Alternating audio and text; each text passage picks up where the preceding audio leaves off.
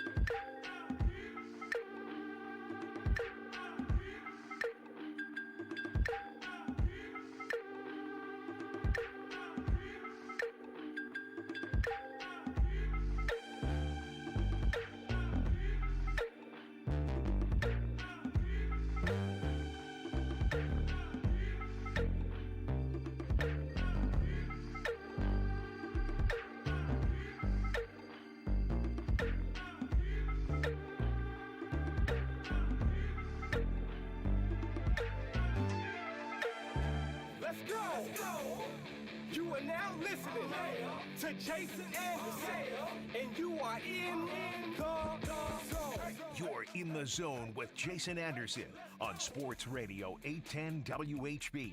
Brought to you by Guaranteed Foods, official sponsor of Family Mealtime.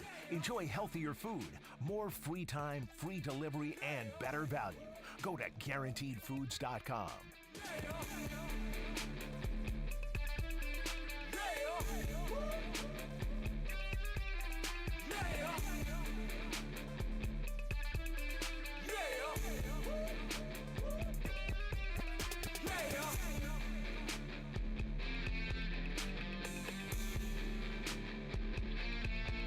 All right, a Thursday edition of The Zone right here on Sports Radio 810 WHB. Jason Anderson with you, Josh Brisco, Dylan Michaels. We head up until 2 o'clock the next 4 hours. We've got you talking some NFL football, some college football we'll get into throughout the show. Coming up an hour from now, we will talk with Craig Stout, KC Sports Network, KC Laboratory Podcast, get his thoughts on the Chiefs game against the Lions on Thursday, and then leading into the Chiefs and Jags Week 2. He's got a breakdown there at kcsn.substack.com about Steve Spagnuolo and what he was doing in the game against the Jags and the different alignments and sets and what typically we see from Steve Spagnuolo, and then what we were seeing on Thursday night with a number of times where there were two down linemen in the game. A few times when it was six defensive backs in there and, a linebacker and, five guys on the – it was just different alignments that Steve Spagnuolo was throwing out there that he hasn't typically done without Chris Jones.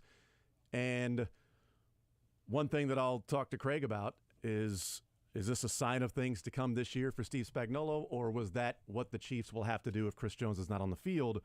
Or they do the same thing, and now instead of Turk Wharton in that spot, it's Chris Jones in that spot, and they fill the gaps with the same guys that they were doing. So that's going to be fascinating to see, because it's a little bit like the mullet defense that we talked about, of business in the front. You got some guys up there to stop the run, and then party in the back with 6-7 guys that are, defensive backs or cover guys, or 4 safeties on the field at the same time with Reed and Cook and Edwards and Shamari Connor.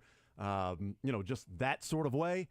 I don't know that the back end of the defense would have anything to do in impacting whether or not Chris Jones is playing in the game. You know what I mean? Or maybe he does that just to put pressure on the quarterback in different ways because Chris Jones isn't there. So fascinated to talk with Craig Stout about that and see over the weeks, are we seeing an evolution of Steve Spagnuolo with his personnel, that the defensive line without Charles Omenihu and even without Chris Jones, that's not the strength.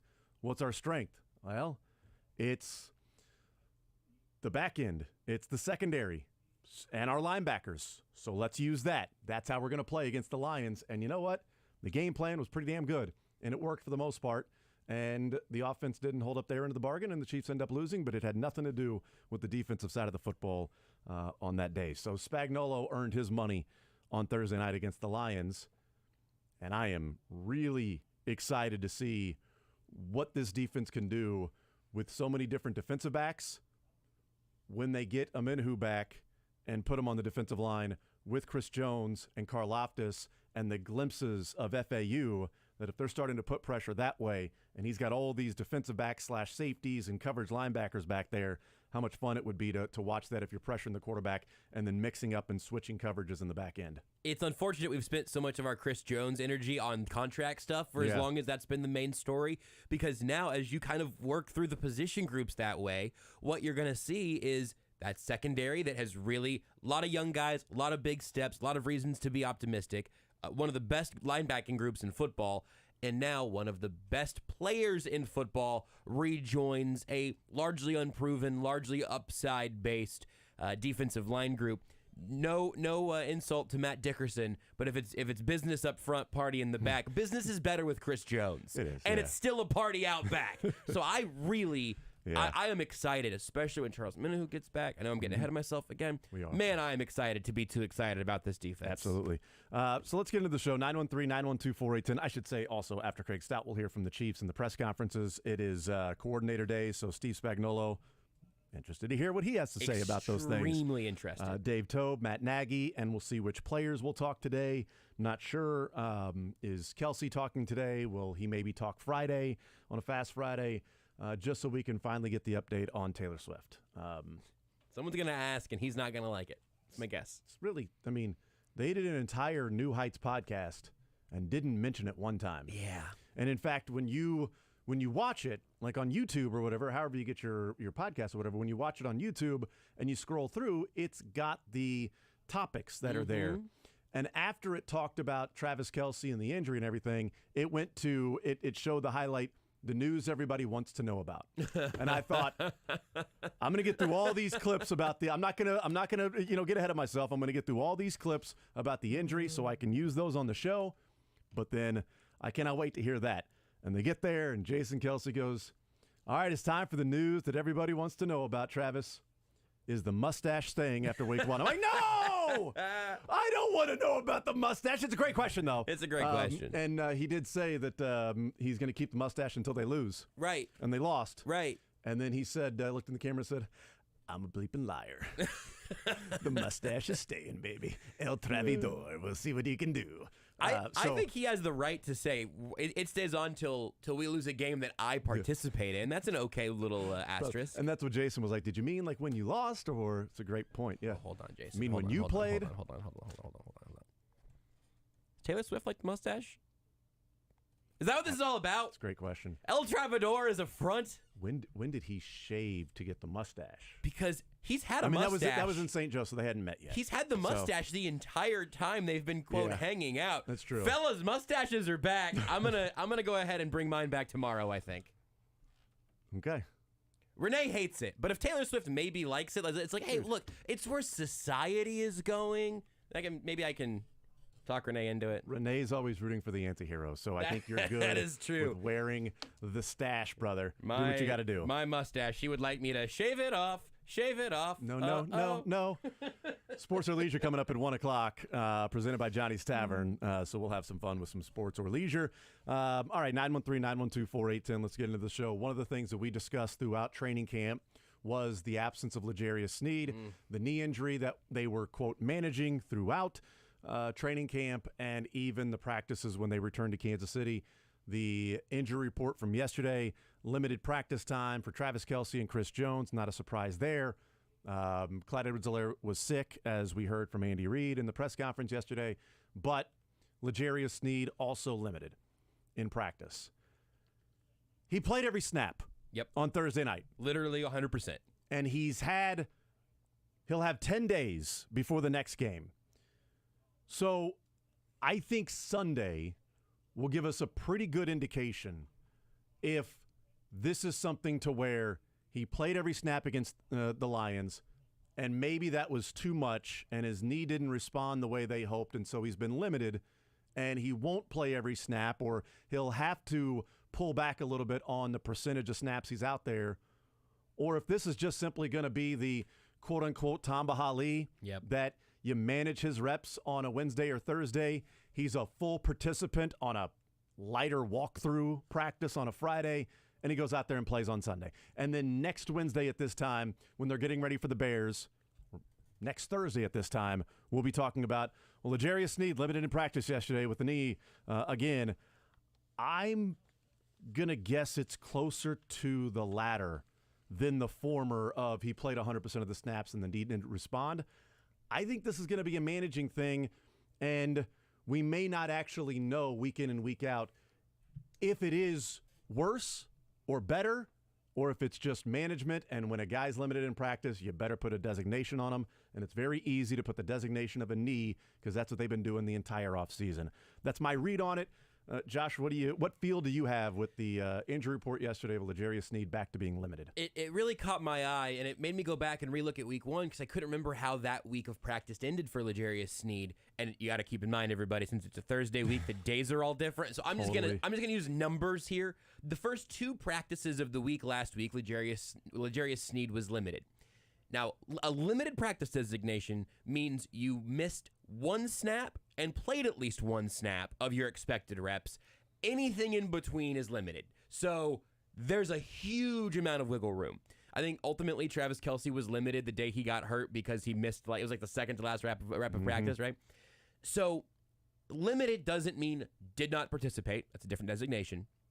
But Snead was limited, and then a full participant on what would have been their Friday practice, which is light practice, walk through all of that. It would be concerning to not be a full participant for that, most likely. Typically, when players are limited on Fridays, they don't play on Sundays. Yes, under Andy Reid. That's right. So, with that in mind, that does sort of push me more towards this idea that this just might be the L'Jarius Sneed practice schedule. He might just be a part-time participant in practice, be fully there on Friday to make sure he's physically there for the walkthroughs, and that's a case you can say, if we don't give you any reps off, can you make it through this?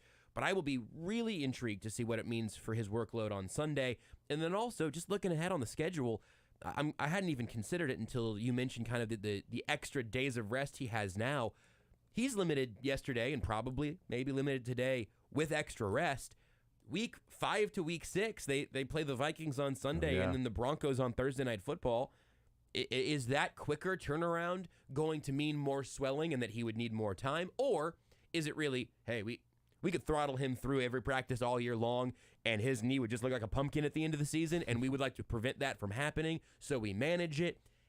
This isn't very helpful for in the moment, but I think for all of the injury designations yesterday, the most interesting thing will be what's the designation today? What is it, and what is it in week 5, week 10, week 17?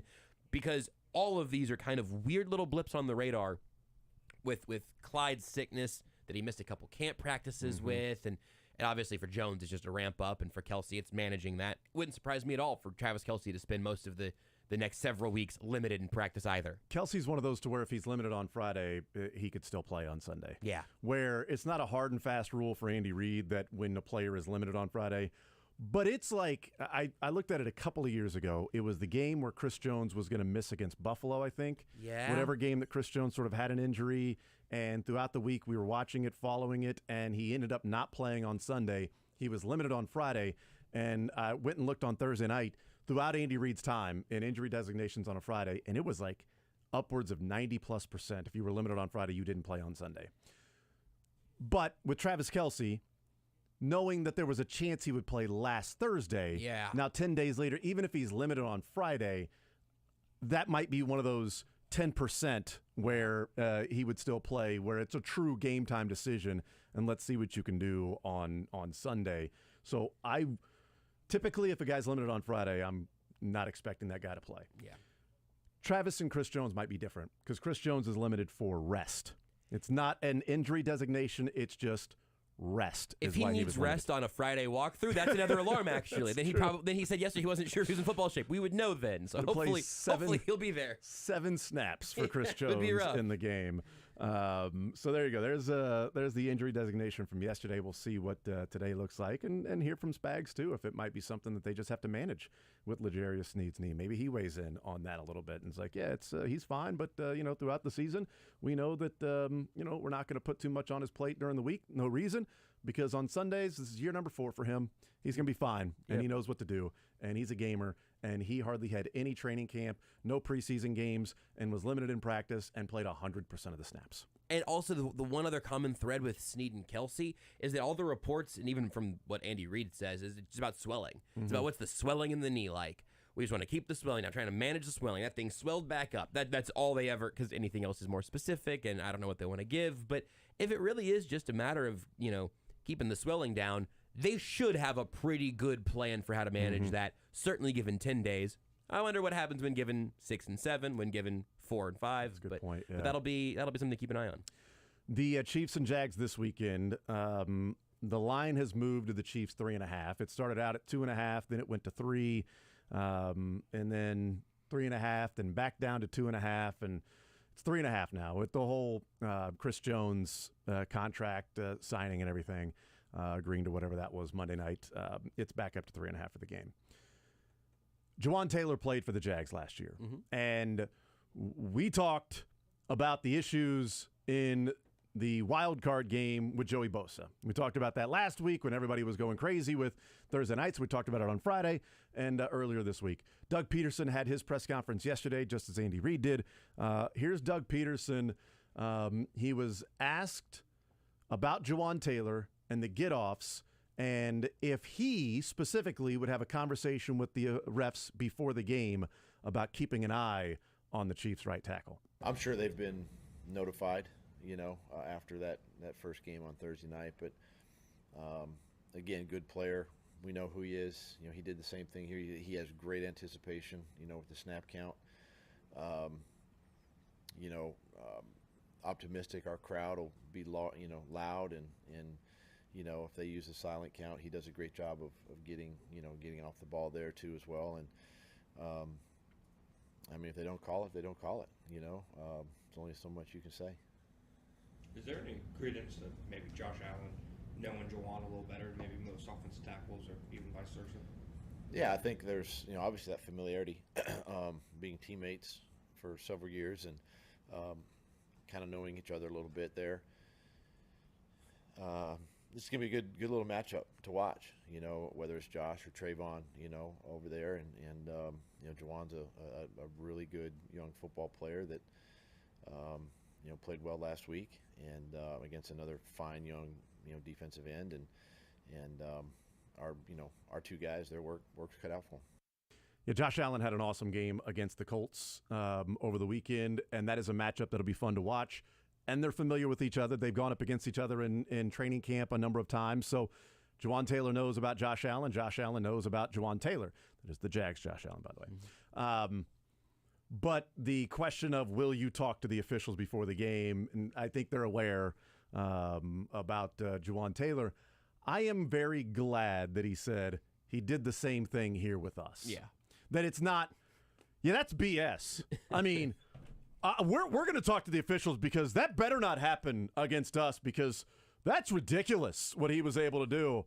I mean, he did it with the ain't nobody in Jacksonville complaining last year when Joey Bosa was throwing his helmet and throwing a fit and yelling at the official about Juwan Taylor, false starting. Everybody in Jacksonville loved it because they made the comeback. It didn't matter. So I'm glad that Doug Peterson at least acknowledged that, he did the same thing here. What Andy Heck single-handedly taught Juwan to do in the last 6 months is unacceptable. And it's crazy that he's never done that for any other lineman. Yeah. It's so funny. We know him. I would hope so, Doug. He started every single game for the Jacksonville Jaguars since 2019. Yes. He's been a starting tackle since before you got there. You should know him. They do know him. He was your tackle last year, dude. But he's right that the officials will be aware of it. Yeah, of course. And I wonder, I'd love to hear from Juwan Taylor. I bet we hear from him this week now that we've talked about it. Today or tomorrow or something like that, because he is playing the Jags. I'd love to hear from him and his perspective of, one, how often do referees come up and say, hey, you're going a little bit too quick. Here's your warning or two. Hey, next time we're going to call that. Or, hey, you need to line up closer on the line of scrimmage because you're a little bit too far back. Here's your warning or whatever. And maybe his perspective from the Thursday night reaction, when that's what he's done his whole career, as to now he's like this poster child of what's wrong with officiating in the NFL. Here's just another week of a primetime game where the conversation was about the refs, and he's at the center of the conversation being about the refs, where he didn't do anything different than what he's done his entire career, and nobody has batted an eye at that. I'd love to hear his perspective on that, to where all of a sudden what he's done his whole career is now being viewed as cheating and the officials were letting him get away with it. I think it would be tremendously interesting because he'd also be able to speak with more authority on what it is that he is able to do there.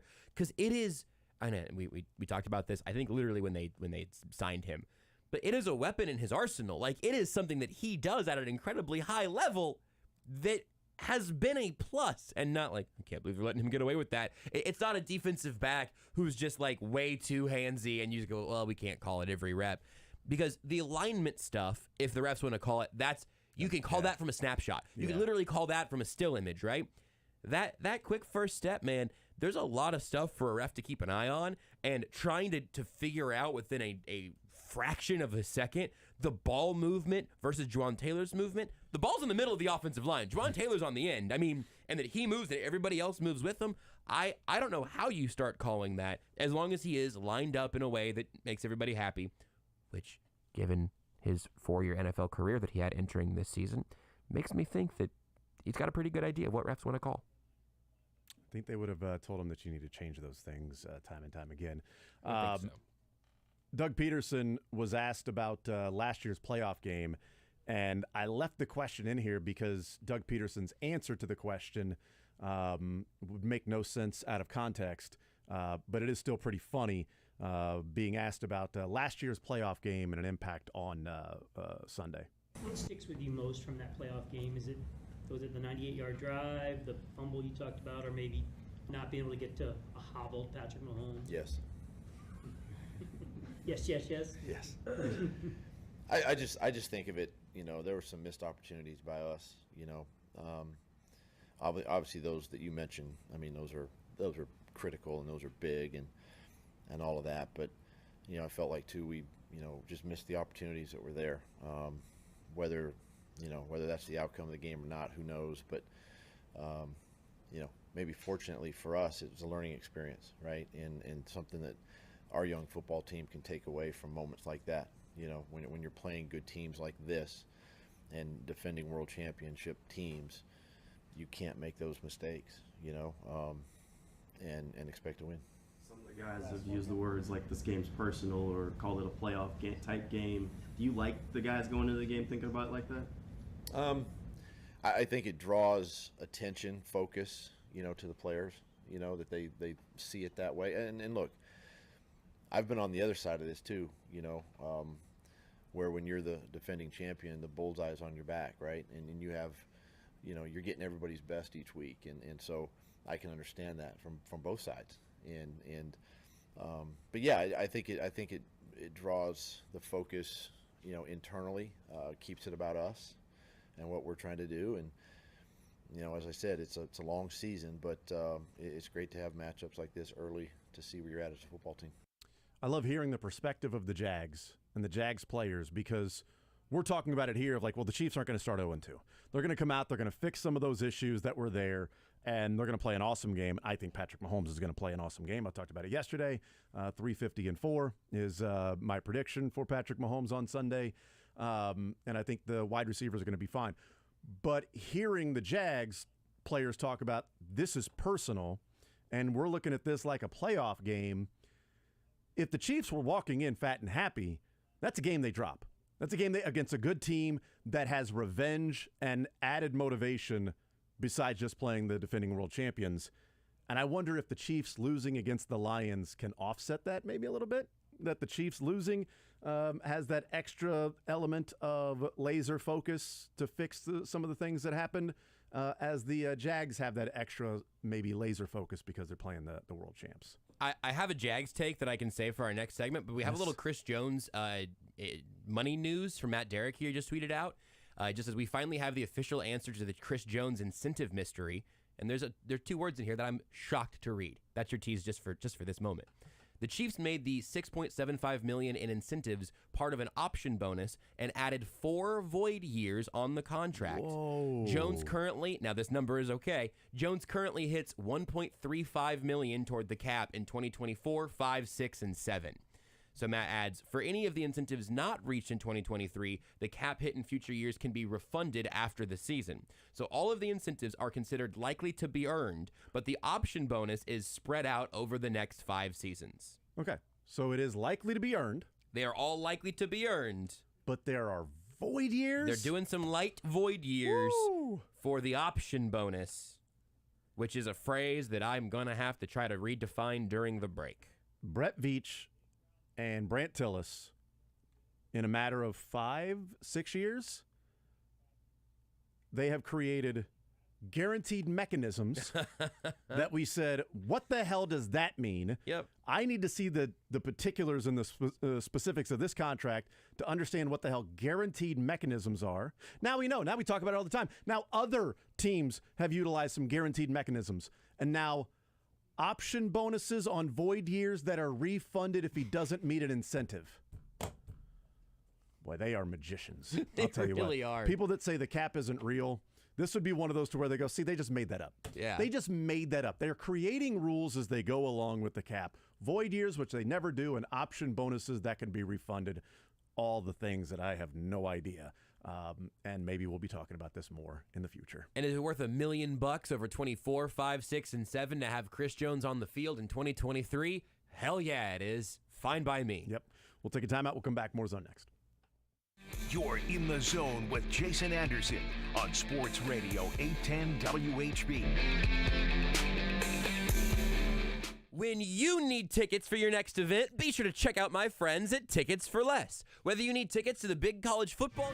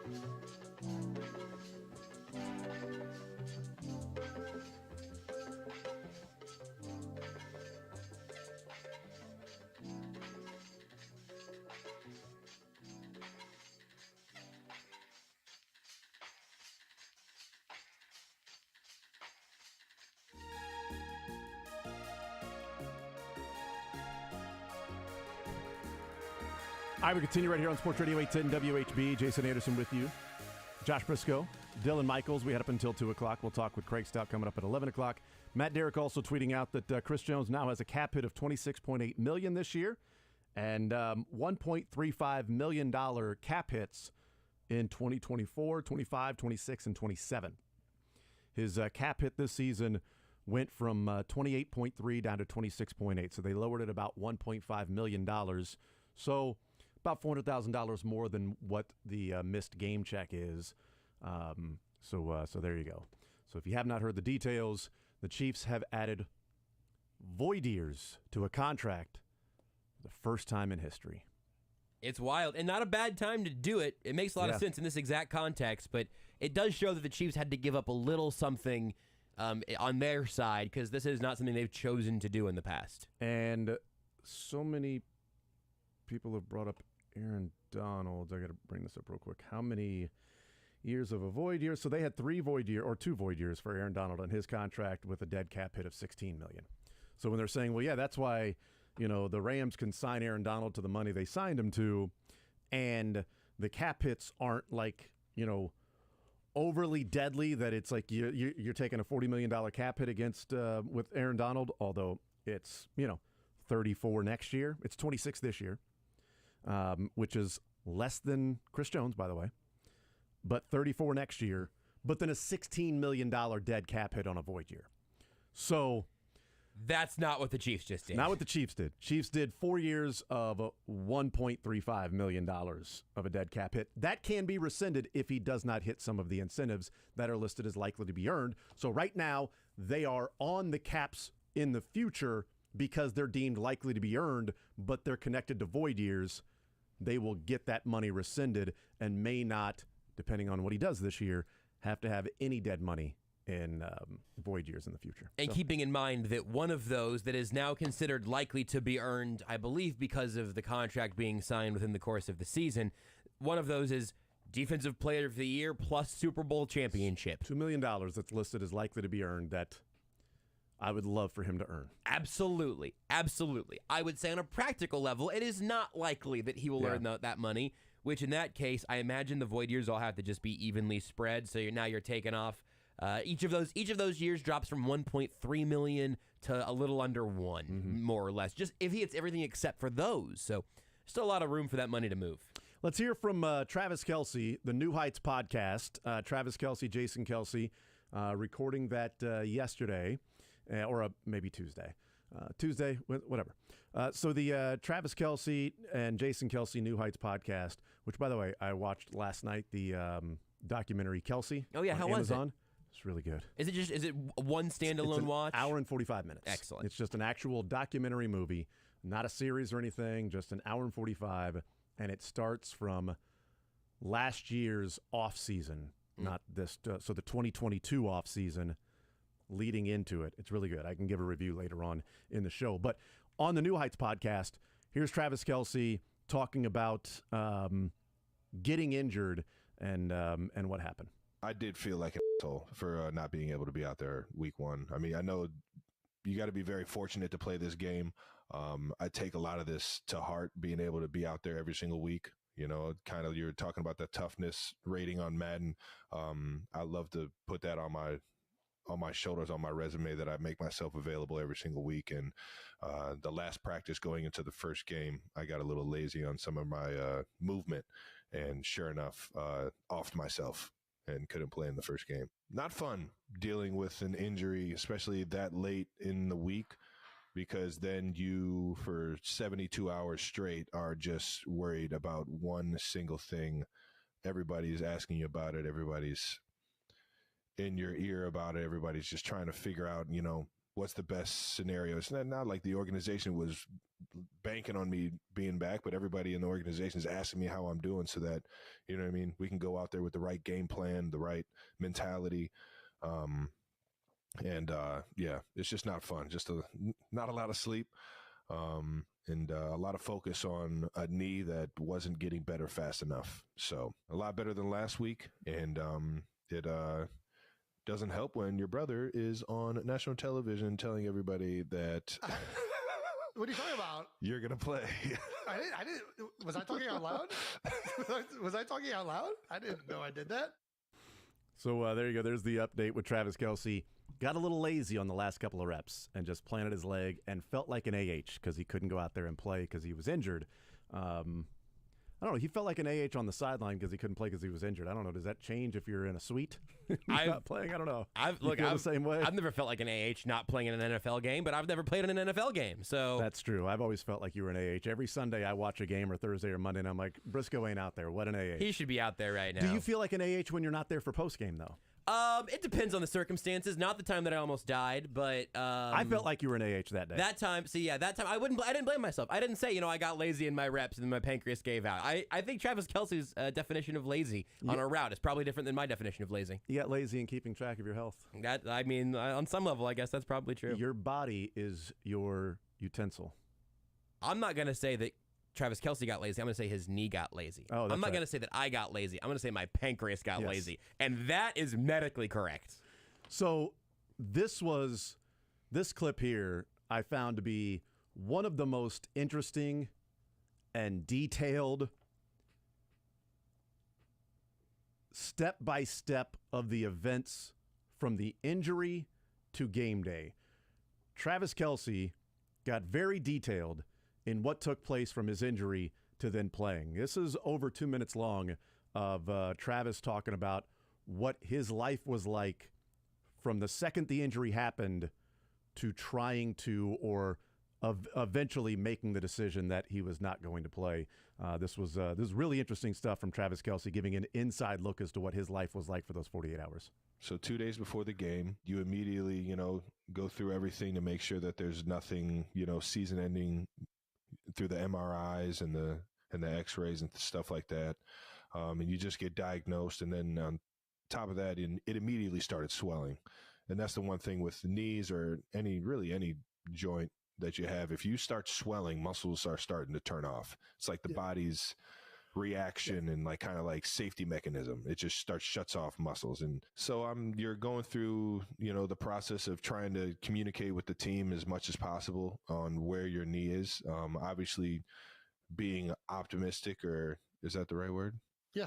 Yeah. Being optimistic about playing on Thursday. I was giving them as much information as I possibly could. It comes to a point where, you want to be out there, but are you going to be the best player you can for the team? And is it the best option for the team for you to be out there?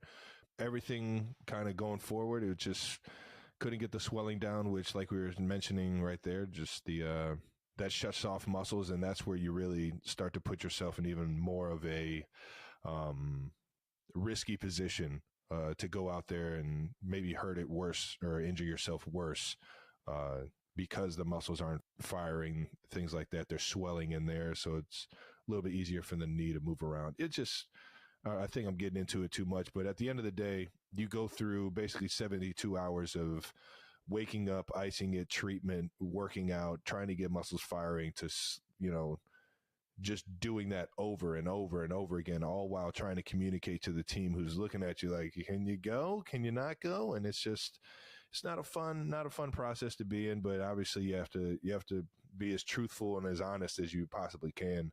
And when it came down to me not being able to go, that wasn't an easy conversation to have with Coach Reed or Rick Burkholder or my guy David Glover in the facility, trying to do everything he can to get me back out there.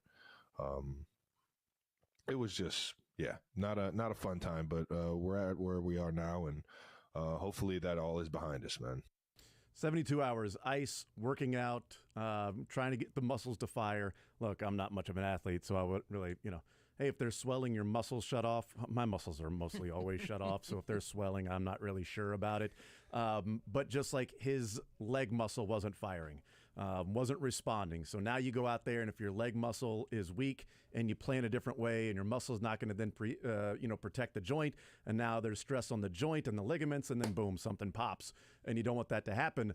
But it's interesting, keeping the swelling down, important, but also his muscle wasn't working around that. which seems like it was the biggest issue as to why he wasn't able to play. We talk about, well, the swelling, that. It's like, no, I couldn't get my muscle to fire. And for 72 hours, I'm icing it, I'm waking up, I'm working out, I'm going through treatment, and every second I'm keeping the Chiefs up to date as to how I feel. It is one of the more comprehensive explanations I think we've ever heard about what that process can be like, both physically and mentally. Because we were just talking, with the injury reports and Snead's knee and the swelling and all of that.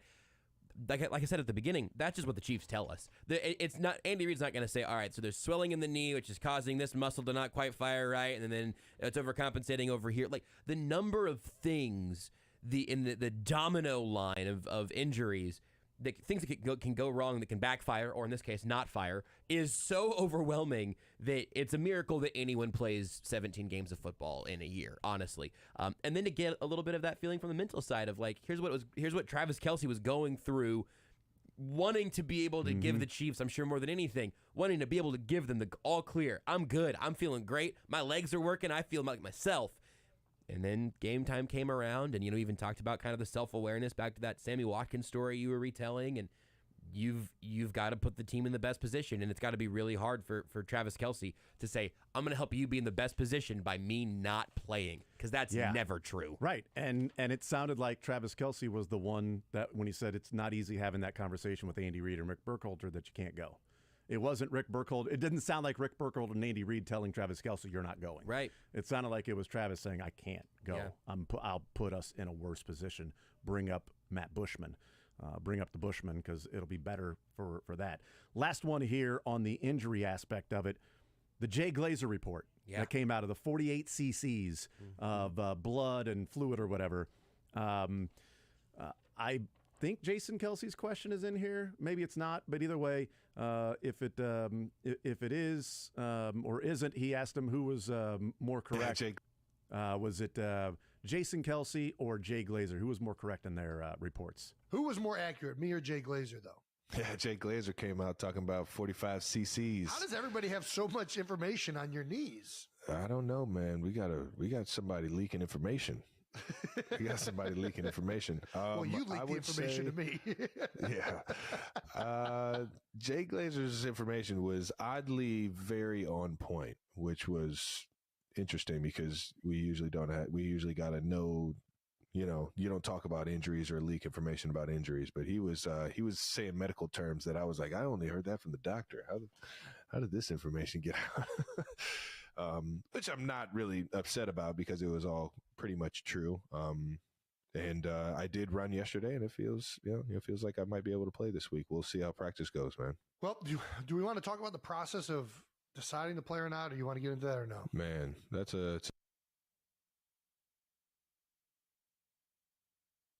Yeah, that was my fault. I didn't cut it soon enough on that, so that was my fault. I'm like, Dylan, no, turn the mic on. Sorry. Just cut it off there. Us on, him off. Yes, it was him saying that last part was a little more discouraging than, hey, I'm running, and it's like, we'll see. Hopefully I can go this week, and we'll see where I'm at with practice. We'll take a timeout. We'll come back. We'll continue rolling more Zone right after this. Want to see more of The Zone? Watch the show live on the Sports Radio 810 WHB Facebook, Twitter, YouTube, and Twitch.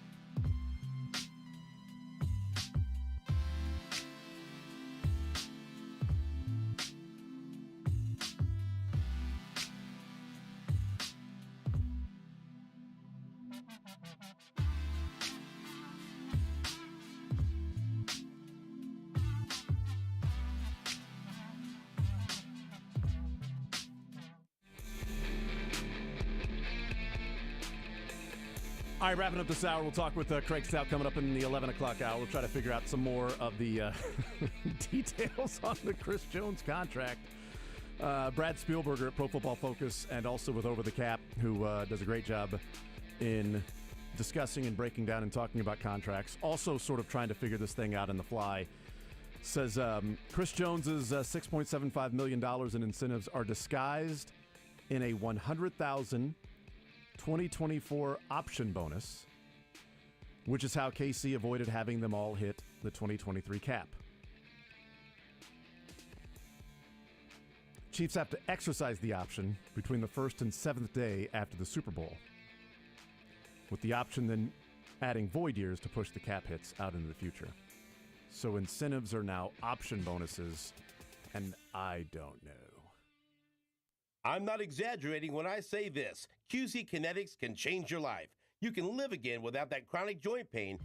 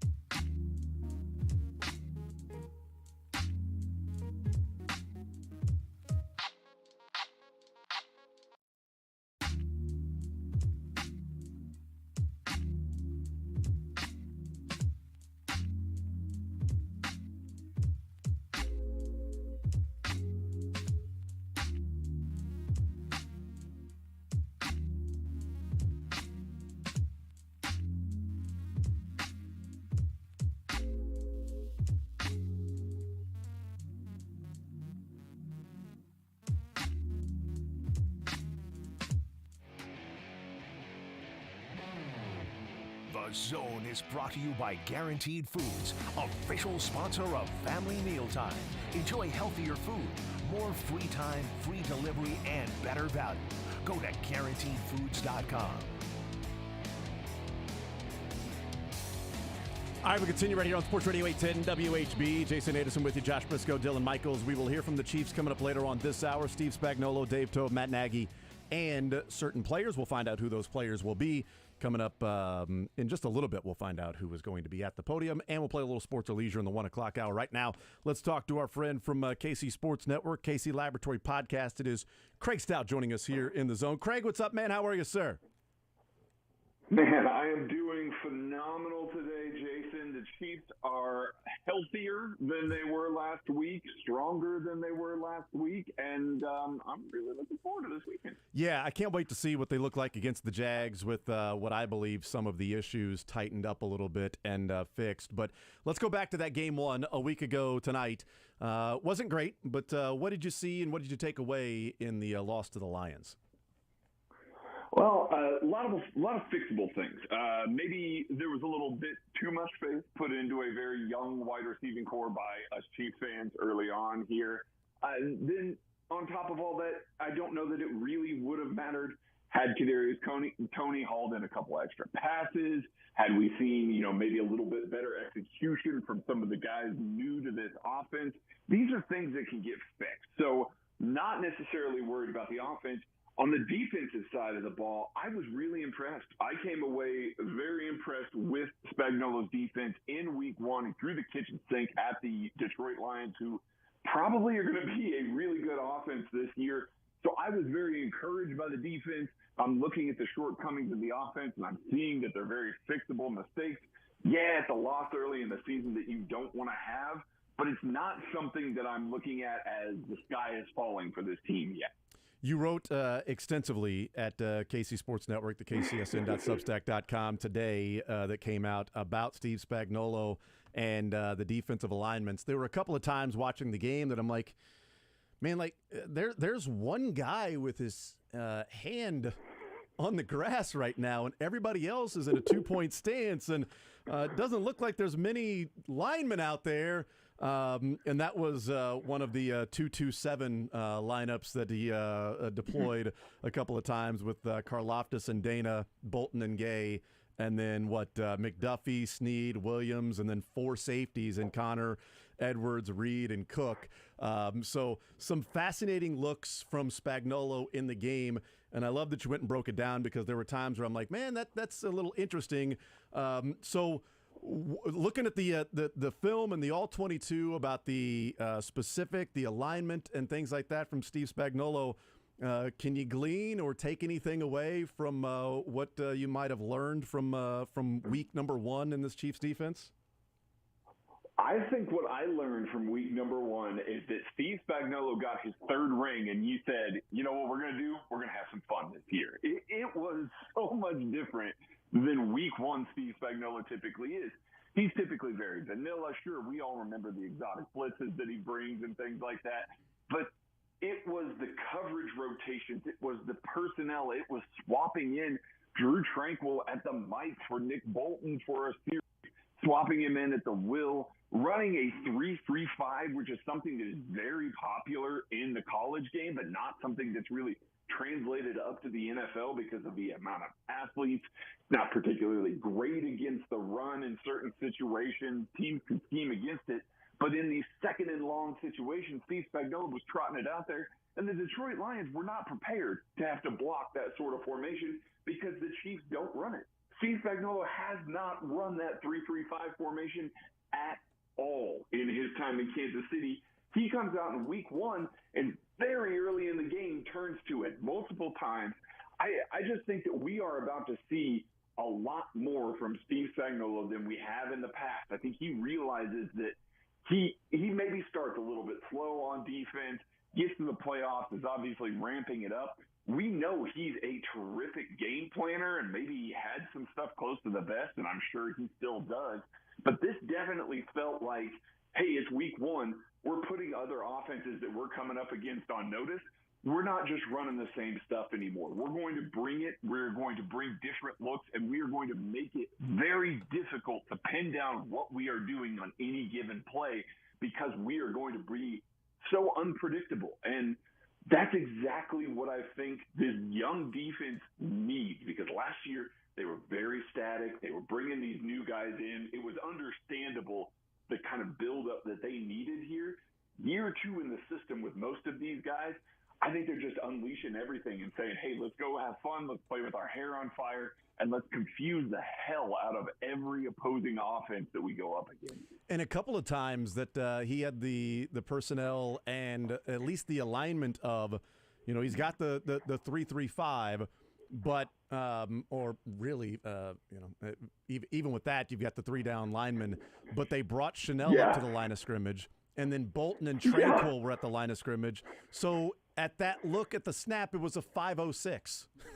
5 linemen, no linebackers, and 6 defensive backs. You're right. I feel like a little bit of Spagnuolo was just like, bleep it. Let's see what this looks like. Huh? You want to go out there and let's have some fun? There's no Chris Jones. Let's see what we can do, guys. You want to do that? You know what? Come on over here. I'm actually can you grab some rocks? I'm going to draw some things up in the dirt here and see if we can go play. I know that Andy Reid, this is, watching it and then reading the breakdown, Andy Reid and the offensive, quote, laboratory, where Travis Kelce and Patrick Mahomes and Henne at that point, but now Gabbert and whoever get together and come up with these plays and designs, and then they go to Andy Reid and they talk to him about it, and it's got to be perfect, but then they'll put it in, and it's a double handoff, or it's a, the snow globe and corn dog and all these different things that they put in. I do wonder if there's an element of Spagnuolo, and it's a great point you brought up of so many guys in year 2 of the system and having a personnel that the strength is on the back end, it seems. If there's a little bit of Spagnuolo going, you know what, why don't we get in the laboratory a little bit? Why don't we figure out some of these things? And let's run some plays here that may not be as cool as the snow globe and spinning around, but from guys who love defense and different schemes and personnel. So kind of be like a, Jerick McKinnon taking the direct snap and handing it to Mahomes, who handed it to Kadarius Toney. Yeah, it definitely is going to be that way. I feel like we are – maybe if this continues, I feel like we're about 3 weeks away from a whole bunch of, major media outlets all of a sudden being like, hey, are you guys paying attention to what Spags is doing over here? Like, I think we're kind of getting there, and that's why I wrote so extensively about it. I covered 3 topics, and I wrote a ton of words about it because I was so excited about what he was bringing to the table here. There's more stuff that he was layering in there. There were more rotations that he's layering in there, more alignment things that make sense for the types of players that they have on the roster. It really does feel like in this year, and again, it's just one game, so take all this with a little bit of a grain of salt, but it feels like Joe Cullen, Brendan Daly, Steve Spagnuolo, Dave Merritt understand what they have at every single level in a way that maybe is further than they have before, which is scary to the rest of the NFL, because they are implementing guys in ways that just make the most common sense possible to maximize it. And I think we saw that. Like, this defensive line looked terrific without Chris Jones. And that's not something that I would have ever guessed that I would have said, especially going up against a great offensive line against, like the Detroit Lions and that offensive scheme. They wreaked havoc. They brought pressure all day long and really made Goff uncomfortable, changed the play calls. If they're going to be able to do that against this Lions offense, which is a terrific offensive line, what are they going to do against a team like the Jacksonville Jaguars that do not have a very good offensive line? They're really kind of struggling a little bit. My ears are definitely perked here, and so I'm just curious to see it continue. I'm really excited about what's coming to the table. Typically, I get excited about chief season, but those first 8 weeks of Steve Spagnuolo, it's okay. Let's settle in. People are going to be mad at him for a little while. People are going to be upset at where he's bringing things in the regular season, and then it ramps into the playoffs. If there's a ramp coming this year after this start, they could be really scary on defense. Craig Stott is our guest, KC Laboratory Podcast, KC Sports Network. How much was this Steve Spagnuolo maybe compensating for no Chris Jones, him not playing in this game and having to do some different things to overcome that? And how much do you think this is what the defense will look like? You just exchanged Turk Wharton for Chris Jones with Karlaftis and either Dana, or Karlaftis, Jones, and Aminihu, along with Tranquil and Chanel blitzing on the outside, and you've got the 5 defensive backs and Bolton. And how much do you think it's Chris Jones will just be interchangeable in the things that Spagnuolo was doing, or was it Spagnuolo in a one-game sample size trying to overcome no Chris Jones? I think we're going to see this with Chris Jones because I think it makes a ton of sense, specifically that 3-3-5 look where you've got Drew Tranquil walked over to the left side of the offensive line and Leo Chanel walked over to the right side of the offensive line. I wrote about it in my article. That creates a 5-0 blocking scheme with 3 down linemen there. That means you are forcing every offensive lineman to be in a one-on-one battle. And everybody in Chiefs Kingdom right now is listening to that and going, oh boy, Chris Jones in a one-on-one battle. That is exactly what this team wants. They're going to force that, and they're going to force the hand of a lot of offenses there. They've gotten creative, especially with Frank Clark, Carlos Dunlap, Mike Dana, George Karlaftis, about creating these twists and stunts and things to try and get Chris Jones a lot more single block opportunities, including moving him out to defensive end. Looking at that 3-3-5 with Turk Wharton as a zero tech, he looked pretty good operating out of that. But Chris Jones is going to give a center a lot of work and a lot of things that they've got to think about.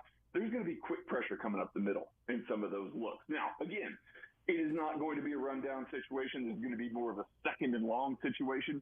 But it's another wrinkle that helps Steve Spagnuolo get to those third downs and those third and longs that he can just bring all kinds of pressure, bring different blitzes, keep quarterbacks honest for most of this.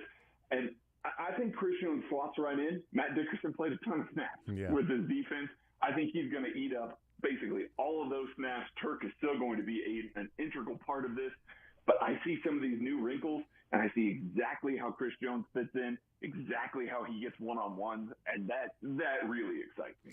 Do you think it'll be Craig Stout's our guest? Do you think it'll be a defense that if they run this more than what has traditionally been Steve Spagnuolo's 4-2-5 and really the NFL's 4-2-5, if they run this a little bit more and more defensive backs or blitzing more and finding different ways to pressure the quarterback, there are ways you can certainly confuse the quarterback, and so he can throw into coverage that he doesn't think is there. But also, there may create some space for the offense if they run a specific play against that, or the pressure doesn't get there in time. Do you think this is a defense that could turn out to be a big play defense one way or another? That a big play, they get a turnover, they get an interception, they get a sack, strip, fumble, or all right, there's a 25-yard gain because this area of the field was open because he was using this alignment and this personnel. But that 25-yard gain was then followed up by a sack, and then you get off the field. Is that what you think it may be, or it could be more consistent and throw in maybe some more turnovers, some more confusion of the quarterbacks? I mean, I think what we're seeing right now is that it's big play. At least in week one, it was big play. Now, part of that has to do with Jared Goff. Jared Goff is, over the past 3 years in the NFL, has been one of the best quarterbacks against the blitz. Like, he's right up there in EPA per play against the blitz with Patrick Mahomes. Like, he is an elevated quarterback in those scenarios. And I think you saw several opportunities where the Chiefs would bring somebody, he'd make the adjustment pre-snap, and he'd throw hot into Mike Dana dropping into coverage, which, is going to happen there when you're trying to take away the short, hot route and just basically dunking it just over the top of Dana. It's not anything that has to do anything with Spagnuolo. The pressure got home and all of that. That's just the quarterback solving the blitz, essentially. There's going to be some of that. There just always is going to be that with Steve Spagnuolo. I think you see a lot of these, for lack of a better term, a consistent defense. Maybe a defense that's there on every single play, and they're holding the offense to 3 yards of play, and they're getting off the field, more 3-and-outs, things like that.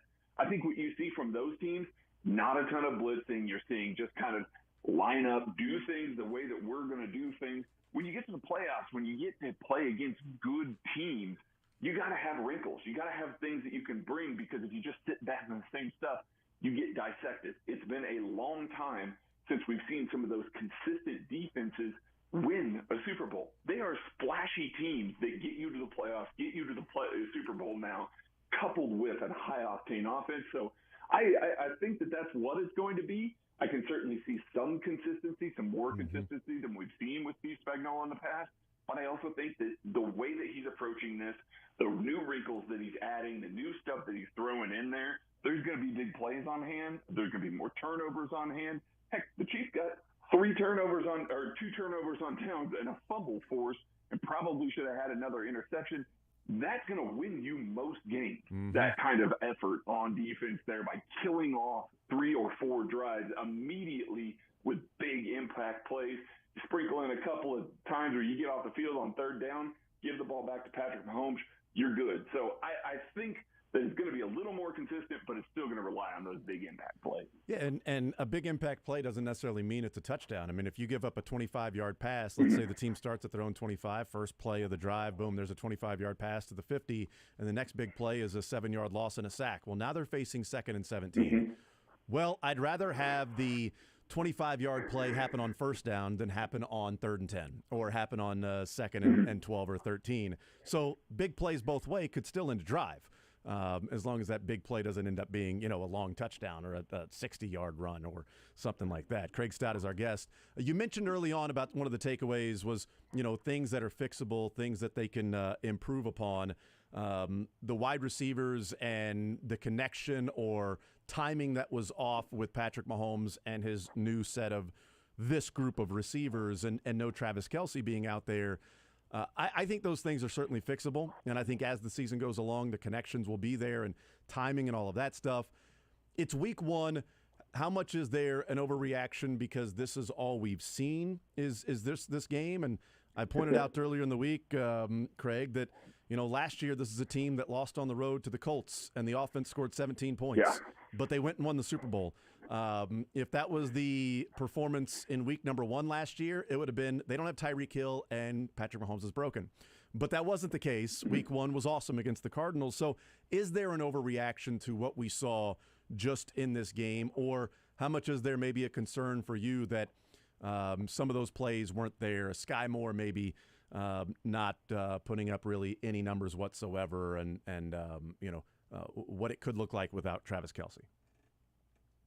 I will say this. I don't want to sweep any of the problems under the rug. I think that if they continue, I even said on the lab this week, if we start to see these wide receiver issues crop up for the next 3 weeks, you may see Brett Veach a lot more active at the trade deadline trying to add another pass catcher. And I think that is something that is very much within the realm of possibility here. But this is an offense that went through the entire week, the entire game install, everything in place, loses the biggest piece of the offense not at quarterback to an injury the Friday walkthrough, quote unquote, the Friday walkthrough because it was a Thursday game, loses him right there before they are getting ready to close up shop.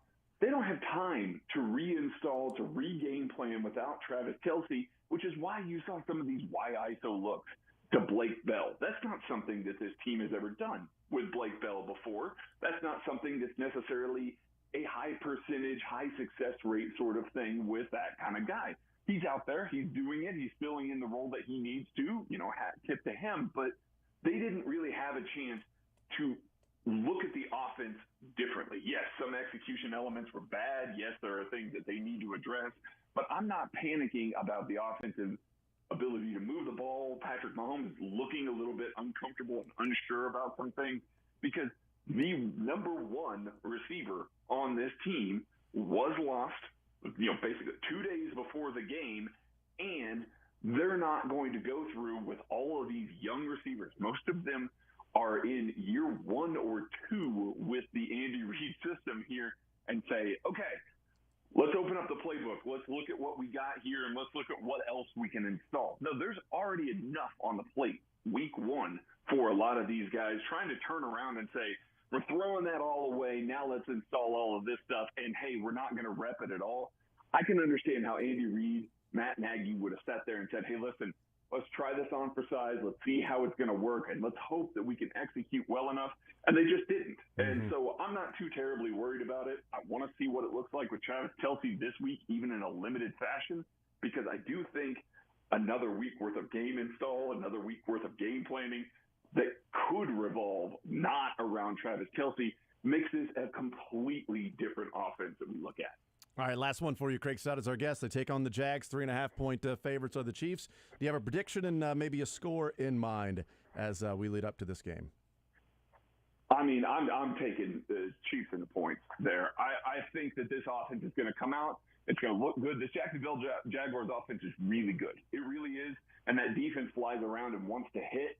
But this is going to be Patrick Mahomes in, kind of LeVon mode. He's going to come out. He's going to want to show what it is, because he's heard all week people talking about, it's over.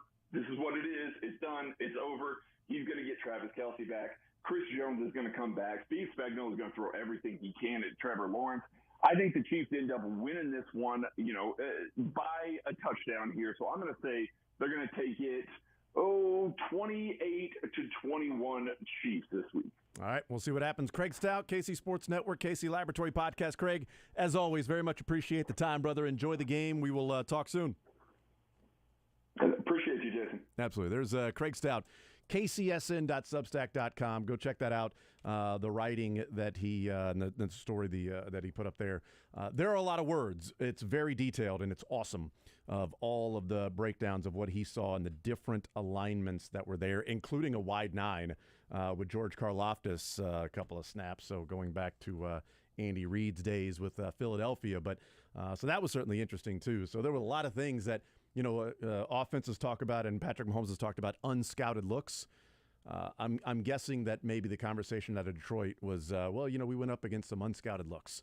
And because how can you scout that when it's something that Spagnuolo has never done in his time?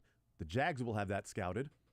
Can they account for that because their offensive line is bottom third being conservative on that? Bottom third in the NFL, where the Lions are a consensus top 5 offensive line in the NFL.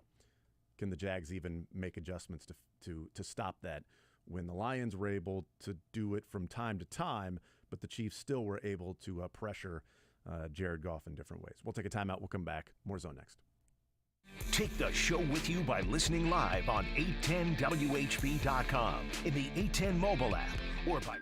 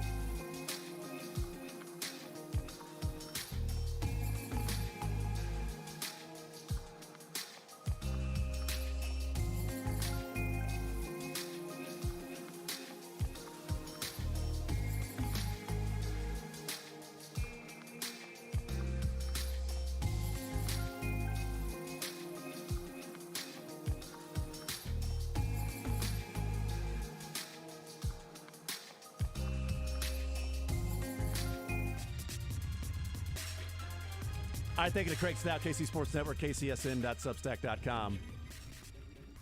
We'll hear from Steve Spagnuolo, Matt Nagy, Dave Tobe, and Sky Moore will be the player today at the podium. Coincidence that yesterday was Kadarius Toney, today Sky Moore, and those were two players that people in the locker room wanted to talk to after the game, and both of them were jetted before the media got into the locker room. Both of them were... So. The media's getting it. Boop, I'm gone. And Rashee Rice and other guys were left behind to answer some questions for the wide receivers, but Toney and Sky Moore were nowhere to be found.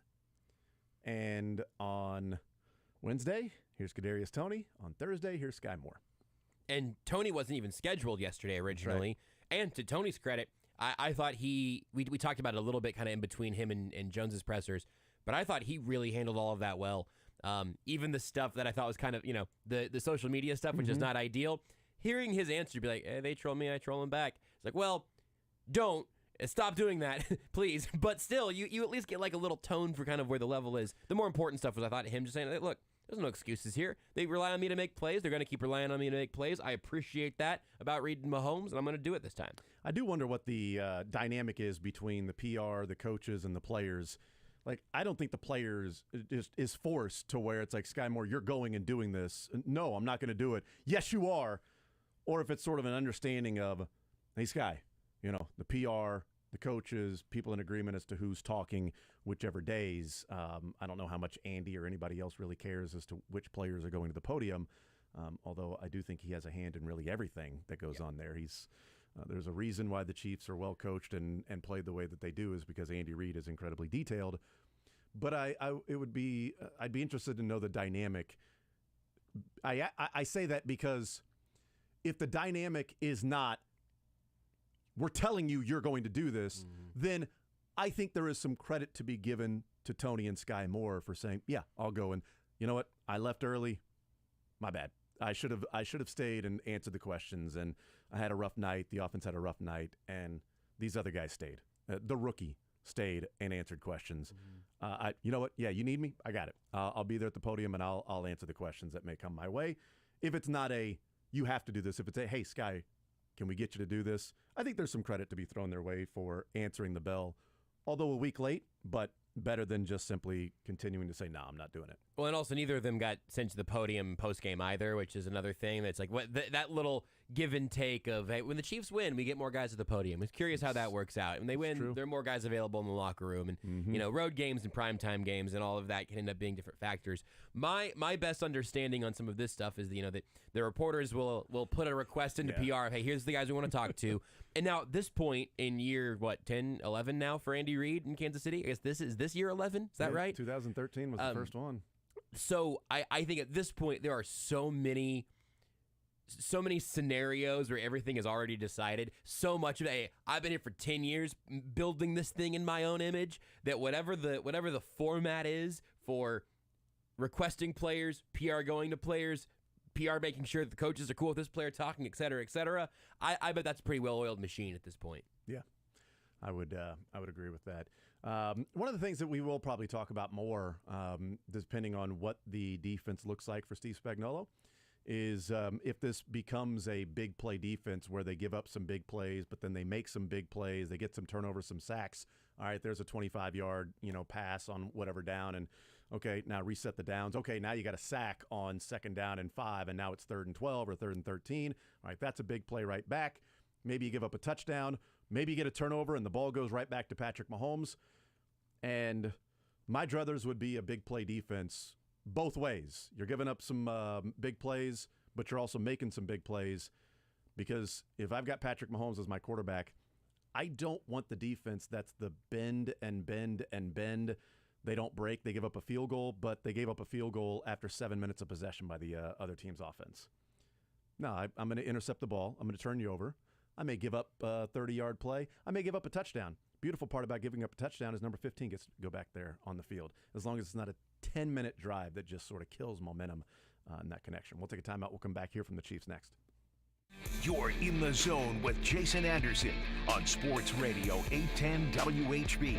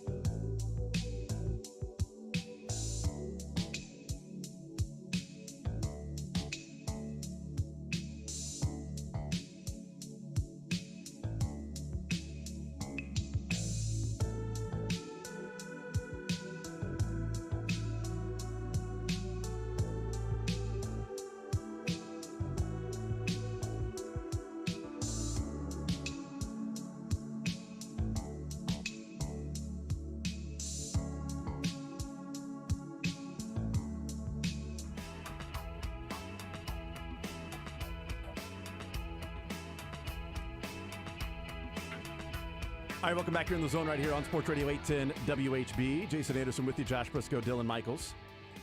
Big shout out to Google Fiber being a part of the show as well. The number one internet provider in the country, world, universe, any of the galaxies. It is Google Fiber. Now available up to 5 gigs if you need it. And 1 gig internet, still the same price since 2012. And you know it's internet proud to be from Kansas City. Award-winning internet without data caps, annual contracts, or hidden fees. And if you have cut the cord, you'd better have an internet that is stable and is lightning fast and delivers enough bandwidth to stream everything you need, especially if you've got a big household with kids and devices and TVs and everything like that. So Google Fiber, the only reason I would even consider cutting the cord is with Google Fiber. Any other internet provider, zero chance I would do that. I, a couple of days ago, was having some issues on my computer at home, and where I'm close enough to my Google little router that I am hardwired into it, which is a real nice experience. It is pretty nice. But I was like, oh, well, this is weird. Like I was streaming one of the games, maybe it was Monday night or something, I don't know, and it just was having some issues with my computer. It's like, well, there's no way. Let me go check. I went and did a little speed test thing. I was like, okay, well, let's see if Google's having any issues. And I hit the button. It was bam! Nope, Google's fine. It's your computer. Get a new one. That's right. It didn't literally say that, but I checked because I was like, well, yeah, I got to troubleshoot here. Yeah. And then I was like, well, okay, so I got to close some of my Chrome tabs. I'll figure that out on my computer's end because the internet has literally never been the issue every time I check. I'll also say that there's 2 ways that I check the speed myself. I use a secondary app. Mm-hmm. And then you can also go and use the app from the company that you have your internet provider with. Yeah. I always questioned the previous company using their app of the speed that would come in based on then the secondary app's speed. And I'm like, yeah, this is not close. I mean, that app's telling me I'm getting 600, and I'm using the secondary thing, and it's popping at about 13. That's not the case with Google Fiber. Never. I've always had my questions with that.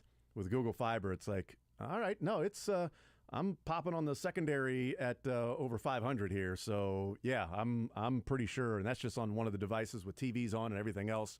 I have more faith in if I go to that app and see what I'm firing at, that it's a little more truthful than previously when it made no sense why there was such a discrepancy. Hey, Jason, quick question for you. Where am I right now? You are in Overland Park. Where's my Wi-Fi? Like the building it's in is like that I have with Google Fiber. That's it, like my house, and I'm at work. That's just crazy because I can check on the app right here, and I can see all of my own data. I can see the devices that are connected. I can see the status. It says great. I can see the multiple data points, the multiple little mesh points that I have. I can see it all from the little Google Home app right here on my phone at work. I can see. You want my password? You want my Google password, Jason? It's there. Please don't read it. I'm just wondering why the next door neighbors are connected to that. Oh dear. So you may want to get that checked out. Did they steal one of your pucks and bring it over into their house? Dead serious. If that was happening, I could from here hop onto the app and say, no, this is no longer allowed to connect to my internet. You can do that from the app. It's really great. I can from here drive home and take a sledgehammer to the next door neighbor's puck that they stole. This is easier. Personally, I prefer this. Sometimes you got to go old school, man. Sometimes you got to lay the law down. Back in the day when you would steal like your next door neighbor's cable.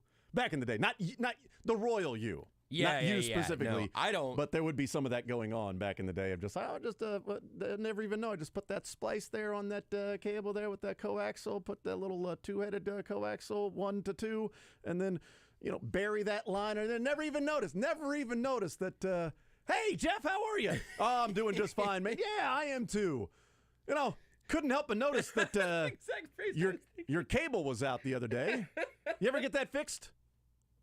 No, our cable's out too. It's crazy. Is it a neighborhood thing? I'm not sure, man. It's affecting me too. I almost called them, but I decided not to. But they're coming out tomorrow? All right, great to know. Great to know. Hey, honey, they're coming out tomorrow to Jeff's place. We'll just have them also fix ours. Thanks, Jeff. Bye. Boo. can you just send them over to our place? Oh, they don't have time? That's fine. I'll figure it out. Yeah, we'll work on it. I have a feeling that when they get that done with you, I can sort of see what's going on, and ours will be fine. So, but I appreciate everything you do for this neighborhood there, Guy. Thank you so much. And when you're mowing, can you watch that backyard area right over there? Yeah, it seems like a little... Jeff, that sort of line of dirt that comes from your backyard into my backyard, we must have like a mole problem or something. Man. I don't know. I'll work on it. You don't even worry about it. Don't even look around. I'll go mole hunting. Appreciate it, man. Appreciate it. 913-912-4810. We will hear from, what's the order of operation? It's almost always Dave Tobe first on coordinator day. So it says Tobe, Spags, Nagy, which is great when it's Tobe first, because when Spags gets there is a question of whether or not it is morning or afternoon. It's the greatest part of the NFL season. If Spags went first, it would definitely still be morning. That's right. But by Dave Tobe going first at about 11:45, 11:50, when he's done and Spags gets there, we get the good morning, afternoon. I don't know. What time is it? I'm not sure. I lose track. But fire away. Sometimes if Nagy will go first, obviously the past has been Bieniemy, but if Nagy goes first, you might get a full good afternoon now, I guess. Good afternoon. I thought we played well. Whoever we played last week, I've already forgotten. I delete that information from my brain immediately. The Jags, but fire away. Spags press conferences are exactly the thing I need to get me through the remainder of a Thursday. Yep, more Spags in my life is what I need. Here's Ted Cruz with the injuries. So what did he say? Anything?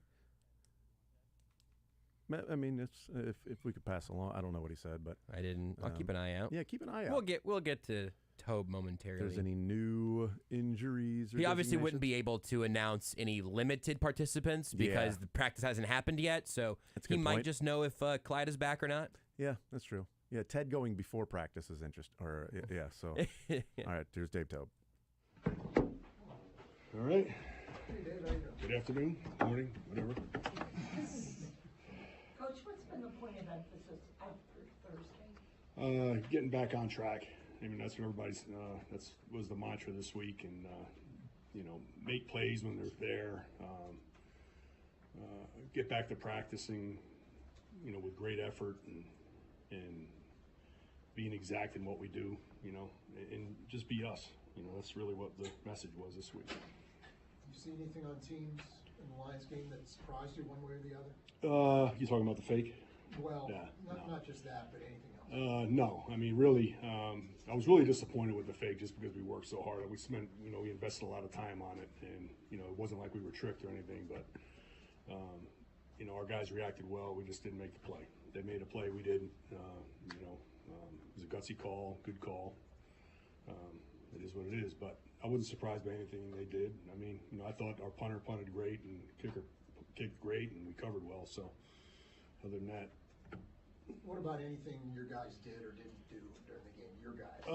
They were good. I mean, I was kind of impressed with Connor. Connor did a nice job. He made a nice tackle on the punt.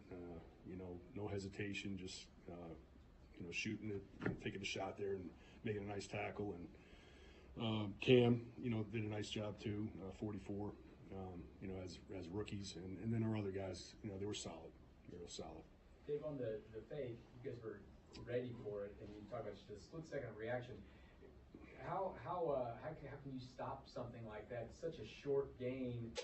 Can you be more ready than we could ready on real short ones? Yeah, I mean, in that situation, we could keep defense on the field. I had punt return out there. You're on the 17-yard line. You're not expecting that, but we are expecting it while we're on the field. We talked about it, but we had punt return personnel out there. I could have had D linemen out there. I mean, that would have been a perfect scenario. But all the other scenarios in the game, if you watched it, we had defense stay on the field. I left the big guys on the field in the short yard situation, so it might have deterred them. Who knows? They might have had the thing called anyway. I mean, who knows? I mean, really. We just Cook made a nice hit on it, knocked him sideways. We just didn't get that guy to he stood him up. We didn't get that guy to knock it back. We had it initially stop, but he fell forward and got the first down. I mean, it would have been a big play for us had we gotten that one. I mean, I'm pretty sure things would have been different. Was there a discussion with Andy before that fake about leaving the defense on the field? No, Andy does. He relies on me to make those calls. I mean, he doesn't. He trusts me. Even that's my a thing call. like that, he'll leave that to you. You tell him, hey, we need the defense on the field. Yeah, I mean, yeah, we make those. I make those calls. Yeah. Are you finding? I'm sorry, Coach. Go ahead. I apologize. Go ahead. I know you run all kinds of numbers, but like our teams much more. We focus just on you guys. We don't look at the trends against the leagues. And are you getting more teams doing that against you than the norm? Is that something you have to be more ready for? Yeah, we talked about it all year last year. We were ready for stuff. We talked about it. We know when people play us, they got to try to steal possessions, and that's one way to do it. And we have to be, whether it's an onside kick or, a fake punt or all those different scenarios, we have to be ready for. Anytime they have the ball in their hand and they control the situation, we have to be able to play defense. And we talk about it. We practice the heck out of it. And we're gonna make a lot of those plays, but sometimes they get us, and they got us. Dave, you mentioned Cam Jones. How much did you see the special teams ability? Is that one of the reasons that did you play a part in getting him here as an undrafted free agent? Is that something throughout camp and everything? Yeah, I mean our scouting department did a great job of finding that guy. I mean, he was a guy that was in camp, and he did a good job and made plays in preseason. So we saw that he could be a good special teams player. The way the numbers worked out that week, we were able to get him up. He's on the 53. Going forward, he could be up, he could be down, depending on what we do on different spots. And I'm pleased with the way he's developing. Coach, in games like that, the punt unit was pretty clutch with Tommy pushing him back there. Yes. How valuable were they? Huge, because there was a lot of times our offense, we weren't, clicking on all cylinders. So we had to flip the field. And Tommy, we had 5 punts, 4 of them were outstanding with great hang time, great coverage. Gunners did a good job, and we were able to flip the field. We had 1 bad punt, and it was at the last one. But he was definitely a factor in that game. Obviously, As you look forward, what stands out about Jacksonville in your face? Agnew, the returner. I mean, he's scary good. Obviously, we have a lot of respect for him. He's been the main focus this week, is trying to control him. Last one, Nick. No, right. Okay. Thanks, everybody. Just real quick, I was going to ask about Richie James and how you thought about his first impressions. Yeah, I mean, Richie did a good job fielding the football on punt. We didn't get any opportunities on kick return, so I think he's going to be fine. I like his leadership back there. He did a good job fielding the ball. Obviously the ball came out after he came on his head, landed on his head. But besides that, only 1 game in. So. Thanks, everybody. All right, thank you. All right, there's Dave Tobel here from Steve Spagnuolo, and then Matt Nagy and also Sky Moore. Disappointed in the fake punt because he said they had invested time on it, worked on it. The guys reacted well, but play here, Specs. I'll go quick for you. Listen, I'll go back it's been a while since we played that game. I'll just go back real quick. I'll tell you what I told the unit when I saw them. I was proud of the way, overall, with the way we performed, but I also said that it's a bottom line business, and the bottom line was we didn't win the game. So somewhere in there, we needed to find one more stop in the fourth quarter. Could have helped us win the football game. So having said that, that's put to rest. Now we're on to Jacksonville. Had a pretty good practice yesterday, good little walk through here, and get ready to practice this afternoon. So with that, I'll open it up. Steve, how did Chris look in practice? Yeah, good. Yeah, Chris wanted to, everybody got a lot of energy, right? He's well rested. He wanted to go every play yesterday, but we had to kind of tone it down on him. But he looked good. What are your plans for him on Sunday? Well, we'll get through today and tomorrow and see where he is. I'll be curious to talk with him and see how he feels, condition. That's the biggest thing, right? Is the condition. The one thing we don't want to do, or we want to protect against as best as we can, is to not put him in a situation where we get him hurt. We certainly don't want that. And we all know, look, he hasn't had a lot of work up till this point. We'll get as much as we can, and then try to be smart on game day. What's a reasonable snap count for a situation? I don't want to put a number on it. I really don't. I had 1 year I was in, I forget where I was. We had a linebacker that didn't play very much. It was like, we're gonna keep you at 25, 30, played 60 plays. Yeah, it was like, okay, I don't know what, I can't remember why, but I don't know. It wasn't so much that as the way the game went. Or maybe somebody got hurt. Maybe the backup got hurt or something. But it was, so I'm not going to slap a number on it. You do anticipate he will play at least some? I do. I'm optimistic about that, yeah. Steve, I know there's a difference between football shape and being, beach bod, right? Yeah. But, I mean, you got to be impressed. He seems like he's in better shape every single year that he's been. We were saying this when he wasn't here, that the one thing we knew, that when, hopefully he did get back, that we knew he'd be in shape. That's just not his, he's not he's not the big fat guy, like some of the big guys are, and you worry about that. I mean, he's the real deal. He's blessed with some talent, so he looks like he's in good shape to me. I'm right here, Coach. You don't have I was talking about inside tackle defense. Coach, going back to last game, you guys didn't have Chris, and it seemed like you guys were all right. What do you think was the key to the success in managing last game? Listen, I put that all on. It was a group effort. It was a unit thing that we talked about. We knew that we had to click on all cylinders and execution to have some good plays. That was a good football team that we went against, a good offense. Like I say, I was proud overall. There are still some things we need to clean up. The disappointing things were the missed tackles in the fourth quarter, and really one third down red zone play that could have been a 4-point play. Might have been the difference in the game. That's how close it was. But in that sense, you think LJ is still getting his feet under him a little bit after? you'd have to ask him. But I mean, listen, anytime you take that much time off and you take 1 week to get ready, but he looks pretty good. I thought he looked really good yesterday, moving around. So and we need him. Steve, looking at Trevor Lawrence, what have you kind of seen from him from the last time you went in the playoffs till now with accuracy and ability? He gets better and better. Doug does a great job with him. The thing that always stands out, and this stood out when we played, he's huge. He's big. He's a big, strong quarterback that can run. I showed a clip this morning. He runs. He didn't slide, and he's running over people. He's in the pocket. People get around him, and he's getting out. He's just a big, strong guy that can throw the football. I just see I thought he was great when he was in college and knew he'd be a good player, but he just looks like he gets more and more confident as he plays. And with Calvin Ridley, a wide receiver, what have you seen from him, especially last week, chemistry-wise already? Yeah, really good. And obviously in that game, right? And it feels like, I know if I'm that quarterback and you have a guy like that and you have a game like you did last week, I got to believe you got to keep looking to him.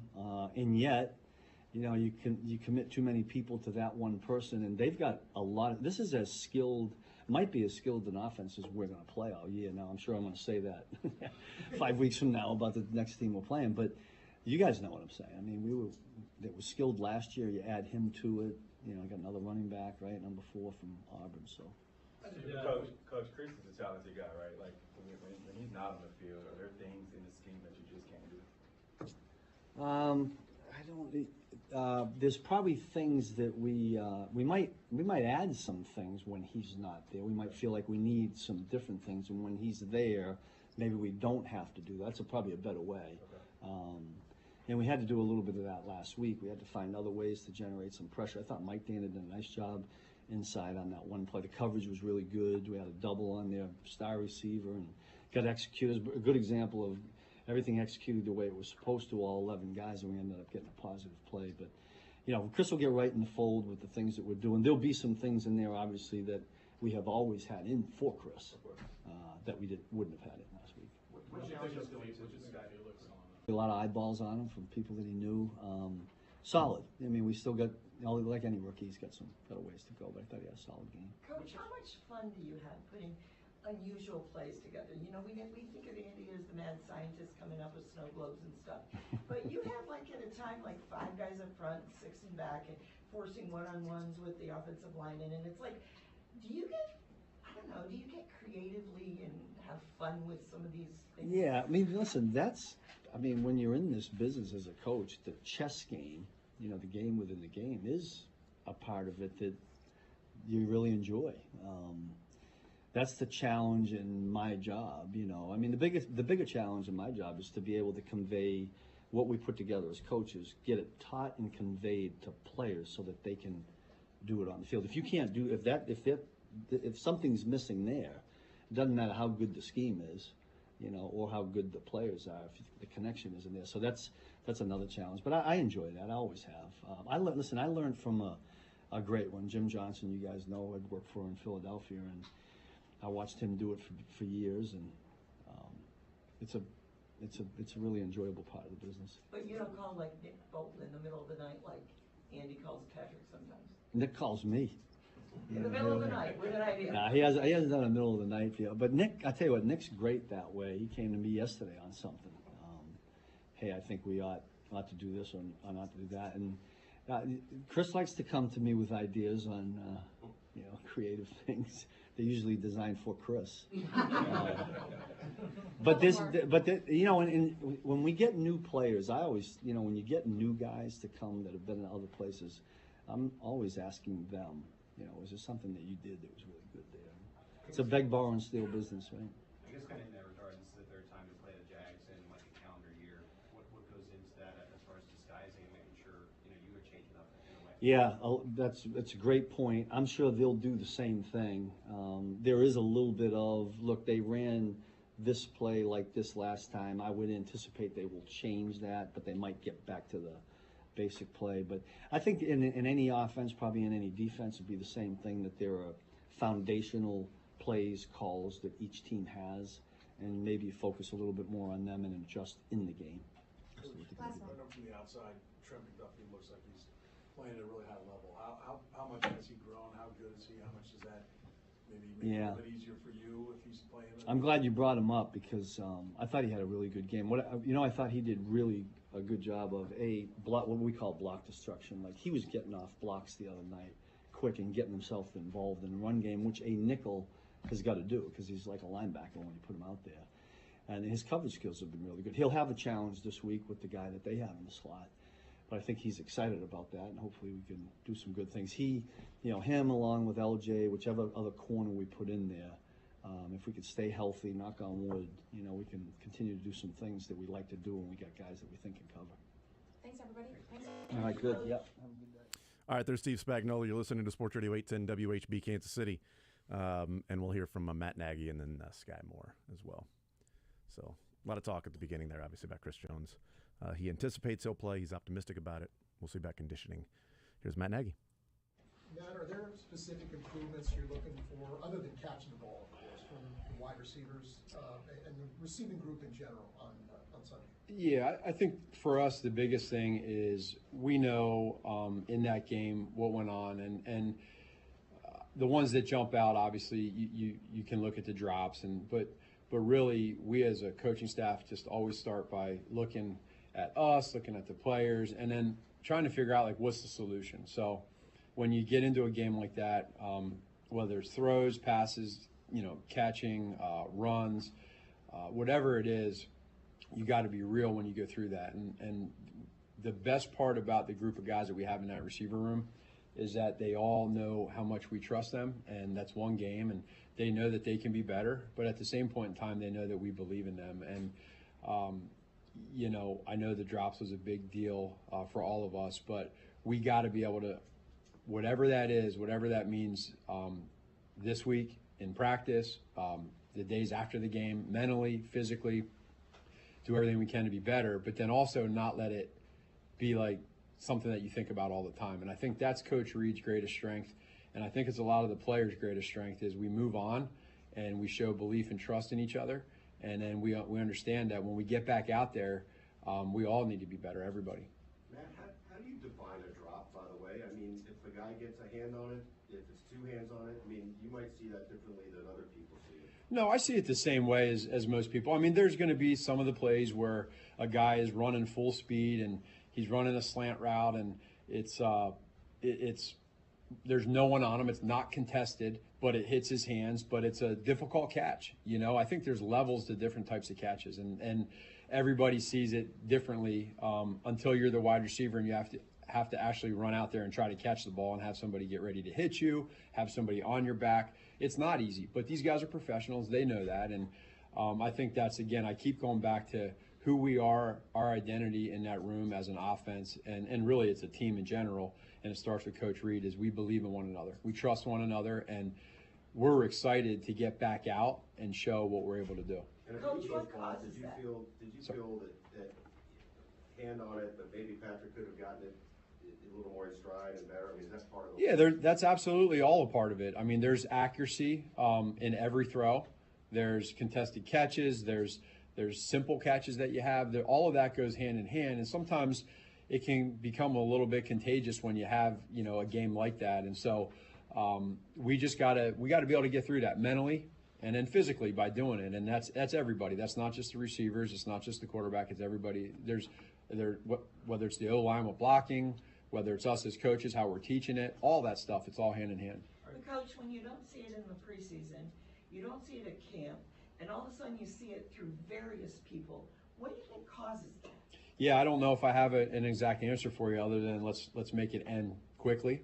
And the way to do that is to come out this week and have a great game and put that behind us and not, again, you can sit there and talk about it all day long in practice and always bring it up. That's not what the players want. That's not what we want. We need to be able to let them know what we expect and the standards here in this offense and execution, details, fundamentals, all that stuff that's rather simple. And then they just go out and do it. And then if they know that you believe in them, that's a big part of getting over those hurdles, and those players know that. Is there an expectation that Travis will be up Sunday? What kind of boost could that provide? Again, I think that's something, that's a Coach Reed, Brett Veach, all that. I mean, I thought he looked good yesterday in practice, which was great to see. But again, all of that is probably hourly, daily, whatever you want to say. And we as coaches and offensively, we just got to be prepared for both sides, just like it was last week. Matt, how much are you guys still in the process of getting wide receivers and quarterback on the same page, especially with the option route type stuff you guys run? That's probably an ongoing thing, and that's every year whenever you have new players. If it's somebody that was here the previous year, you want to grow from that. And I think that's a lot of times it's about the offenses that find their identity that season the quickest. Every year, no matter who you are, whether you've had a quarterback that's been there 15 years or 1 year. It takes a little bit of time to figure out who your players are and how you want to use them and how they go. And the teams that find it the quickest get going the best usually. So right now, it's just a matter of just letting these guys go out, keep working towards their strengths, and going to go play football and play fast. Couple more. How do you want a follow-up to what Sam said? Like, he kept 7. And I know it's always great to spread the ball around and not know where the ball's going and all that, but is it harder to keep that many guys, in sync, to get that many guys in sync? No, it's not harder. It does give you depth, but at the same point in time, it probably goes back to when we're in practice. If you're in 11 personnel, you have 3 wide receivers that are out on that play in practice. That's 3. That means you got 4 guys that aren't in that play, and getting the timing.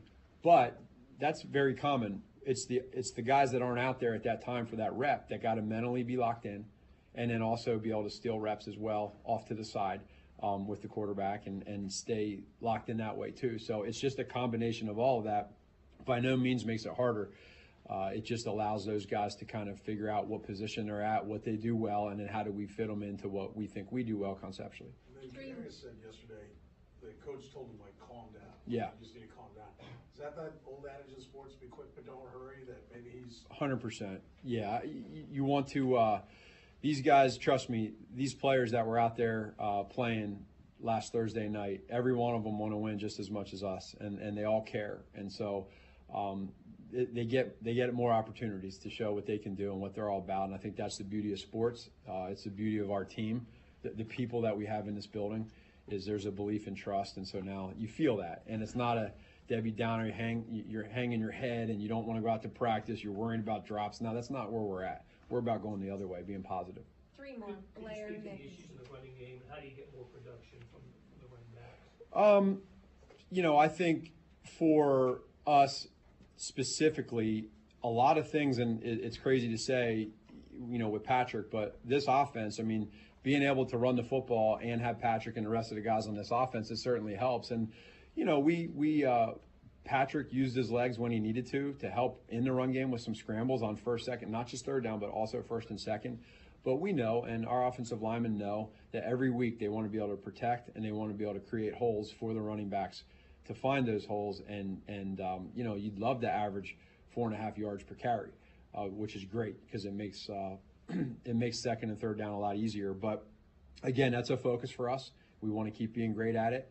And the way to do that is to have solid execution all week in practice and then take it to the game on game day. Matt, when it comes to short yardage situations, regardless of the play, what are kind of the key points or maybe mentality you need execution-wise to convert?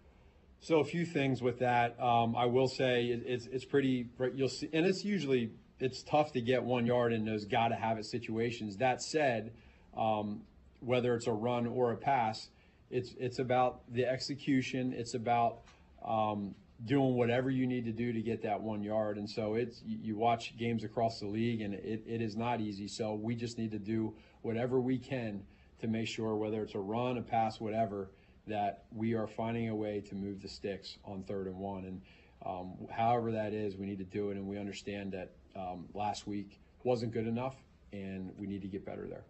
Coach, I had some, as a rookie last year, had some up and downs last season. He's expected to take that next step as not a rookie anymore. So how does he move on from last week? Pretty easily. I mean, I look at Sky, and if there's one guy on that offense, when you talk about the mental side and just how do you get back to the next game, I mean, he went through, what an awesome story of him last year going through what he went through with some of the muffs and punts and special teams, and then for him to do what he did at the end of the year. And me just knowing Sky, who he is as a person, how mentally resilient he is, I have no concerns at all that he's going to be able to bounce back and have a great year. Just game by game. I mean, you're going to have some games where you want to, catch every single ball. It's not easy, but if there, we have a lot of great guys in that room, and Sky's a guy that, he's a positive guy, and I think he gets stronger sometimes by maybe even being questioned on where he is with that kind of stuff. I kind of like that because I believe in him, and I know we do as a staff and teammates. So we're looking forward to him growing. Thanks, everybody. All right, take care. All right, there's Matt Nagy, and we'll hear from Sky Moore, see about his growth. And, last year was marred by the fumbled punts, and he ended the season with the touchdown reception in the Super Bowl and a great punt return in the AFC Championship game, and expected to take a step forward. And game number 1 did not turn out to be that, but Matt Nagy talking about the improvements everywhere. Here's Sky Moore. And you look at the video, can you think of a reason why just things didn't click for everybody and why there were a lot of drops? I feel like it was just a lack of focus in our room, and I feel like doing the little things consistently every day is gonna like keep your focus throughout the week, throughout the day, and I feel like we were lacking in that area. Scott, can you give us a sense of what the mood's been like in the wide receiver room this week? It's been good. We had a good practice yesterday. We got to watch the film as soon as we came in on what was that, Tuesday, and we're on to Jacksonville. How did you personally just handle last Thursday? It sat with me a little long because we had that, we had a decent break, but I flushed it though. I'm good. I'm on to Jacksonville. Besides catching the ball, are there specific areas of improvement you're looking for from the receivers and yourself on Sunday from what happened against the Lions? Just every aspect. We understand that wasn't our best performance, and it needs to get better. Sky, how did last year help you, the ups and downs you had? Yeah. How did that help you to bounce back so quickly? Just knowing that this is life. Like, life will hit you. There's going to be upsets. There's going to be downs in life. So you can't stop. You got to keep going. We see guys that look at social media as soon as the game is over, right? Yeah. Try to pull up their name, see what's been talked about. Yeah. How do you block all that out? Don't do it. Just don't. As cliche as it seems, you just got to like stay in your own little bubble when stuff like that happens and get right with yourself. So you're able to come back, make a bounce back. When you have a game that you're not as happy with, how does Pat kind of reinstill confidence with you in you maybe after the game, maybe after the week, next week? Pat's great with stuff like that. Just always making sure you're in a great headspace. So like even if like you see it all the time, like if you see somebody drops the ball in the game, he's coming right back at you, trying to get you to forget about it. So I feel like just the whole locker room has been doing good. Is just flipping to the next page. What can this receiver corps do against Jacksonville? How do you evaluate their defense? They got a good defense. They got a lot of like long athletic corners, and their secondary is pretty solid. So I feel like it'll be a good matchup, and we can go out there and give a better effort than last week for sure. Sky, when you guys, sorry, Is there something you're dealing with your thumb or something? No, I just jammed it a little bit. It's trying to keep the impact off of it, but it's cool right now.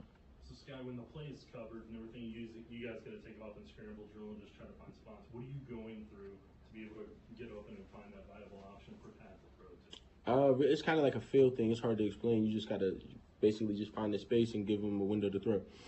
Can you take us through what was going on, what maybe your role was on the 4th down play, what you were thinking, ball in the air, did it break down? Was it, I know you had to kind of move out a little bit. Just take us through what was going on your end. Yeah, it was kind of it definitely broke into a scramble drill. So I just tried to I tried to find space. I really just tried to find space, and as I'm running, I felt like Jay Watt and his defender in like my area. So I kind of hesitated a little bit once the ball was in the air. I didn't know if he threw it to me or not. So it was kind of like a whole weird scenario. So 25 yards down the field is not normal. Like, was it kind of hard to kind of find your landmark on where you were trying to get to as well, going that far? It was kind of like we got to get the first down no matter what it looks like. So that's what I was thinking at least. Last one. How close did you come to catching it? It's hard to tell from where. Yeah. I definitely came. I came super close to catching it. I probably should have caught it, but I didn't. So on to Jacksonville. Thanks, guys. Thanks. Appreciate it. All right, there's Sky Moore, and weighing in on the wide receiver room, the drops, the issues there, the concentration or lack thereof, as he talked about, and getting over that and getting ready for the Jags and going and playing a much better game than what they showed last Thursday night. We need to take a timeout. We'll do that right now. We'll come back. We'll react to what we heard from Steve Spagnuolo, Dave Toe, Matt Nagy, and Sky Moore. More Zone next. You're in the zone with Jason Anderson on Sports Radio 810 WHB. Well, tonight marks another week that we are back with NFL football and DraftKings Sportsbook, keeping everybody in.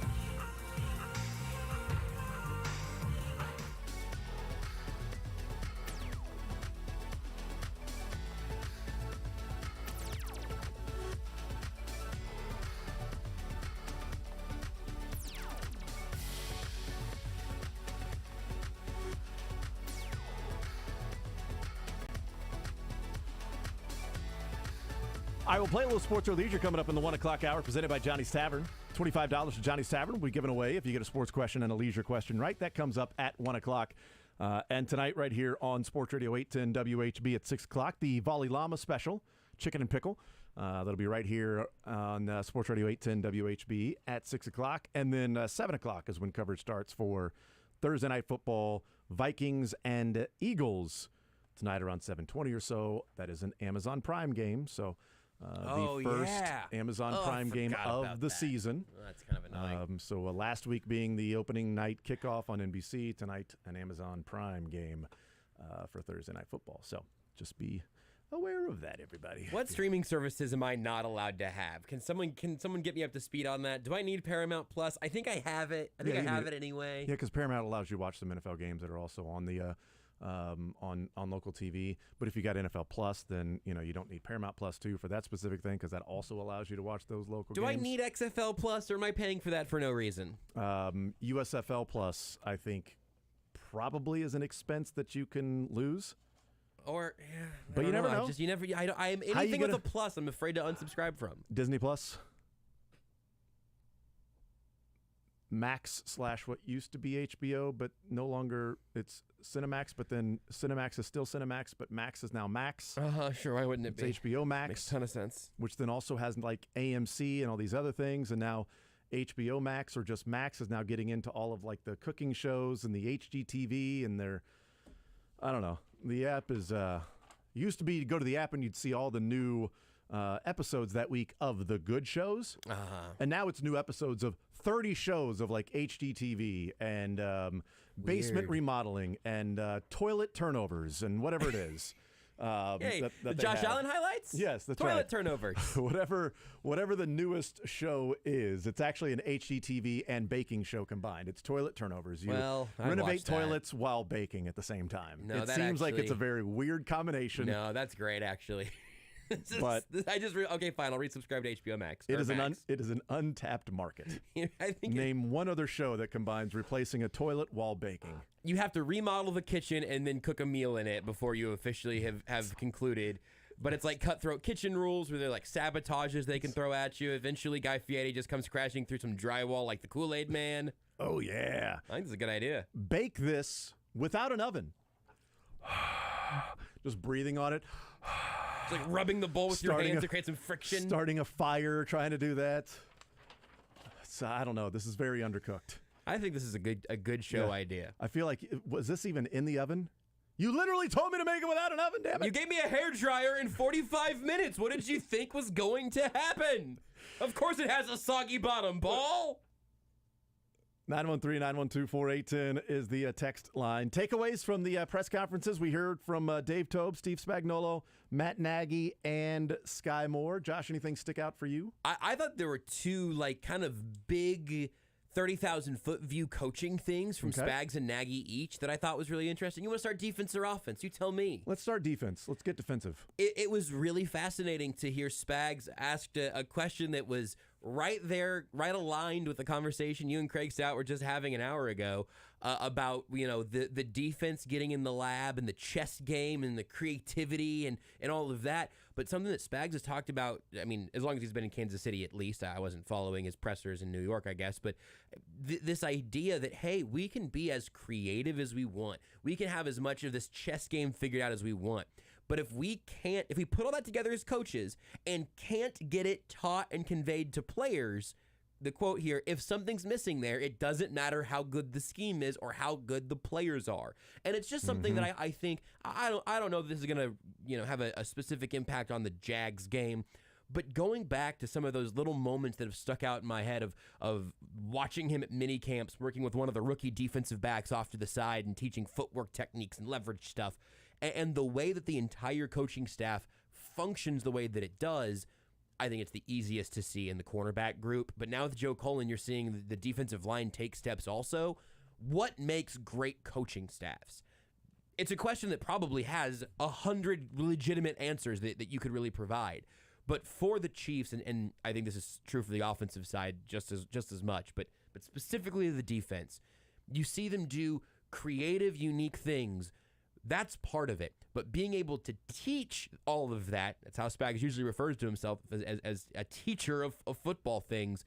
Being able to teach that and convey it to players is not just as important. It's more important because you can have the best plan in the world, and if it doesn't ever connect with your players, there's no plan ever being implemented. I just like hearing him talk about some of those bigger picture coaching things. And I'd love to know the weighing of when he says if you can't get it taught. Yep. So how much does he feel like, okay, we didn't teach this well enough for this player and that's why it didn't work, or this was taught, the player had it down, he didn't execute it, so something is still missing. So back to the drawing board of teaching whatever it is or thinking that you had that taught. Like even drawing in from Dave Tobe saying that, the frustration, how disappointed he was or pissed when they showed him on the sideline.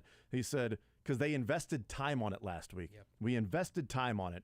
We went over it. We were expecting that. And then said, our guys reacted well. They made a play. We didn't.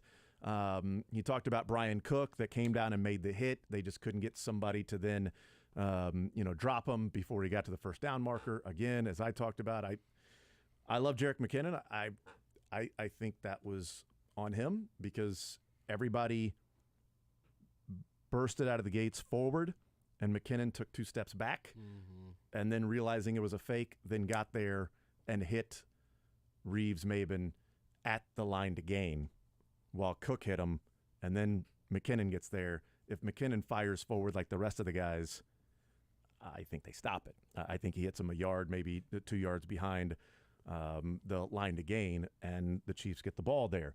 But he's a guy who's been a special teams ace. That's been taught. That's been taught. It's been over. You've done that. It's a small little thing in a concentration that they're not going to go for it at their own 17-yard line. So while it's been taught and they've discussed it and they've prepared for it, you may not actually think the preparation was for this particular play. That's different than defense when it's been taught and it's the specific play that's put in there.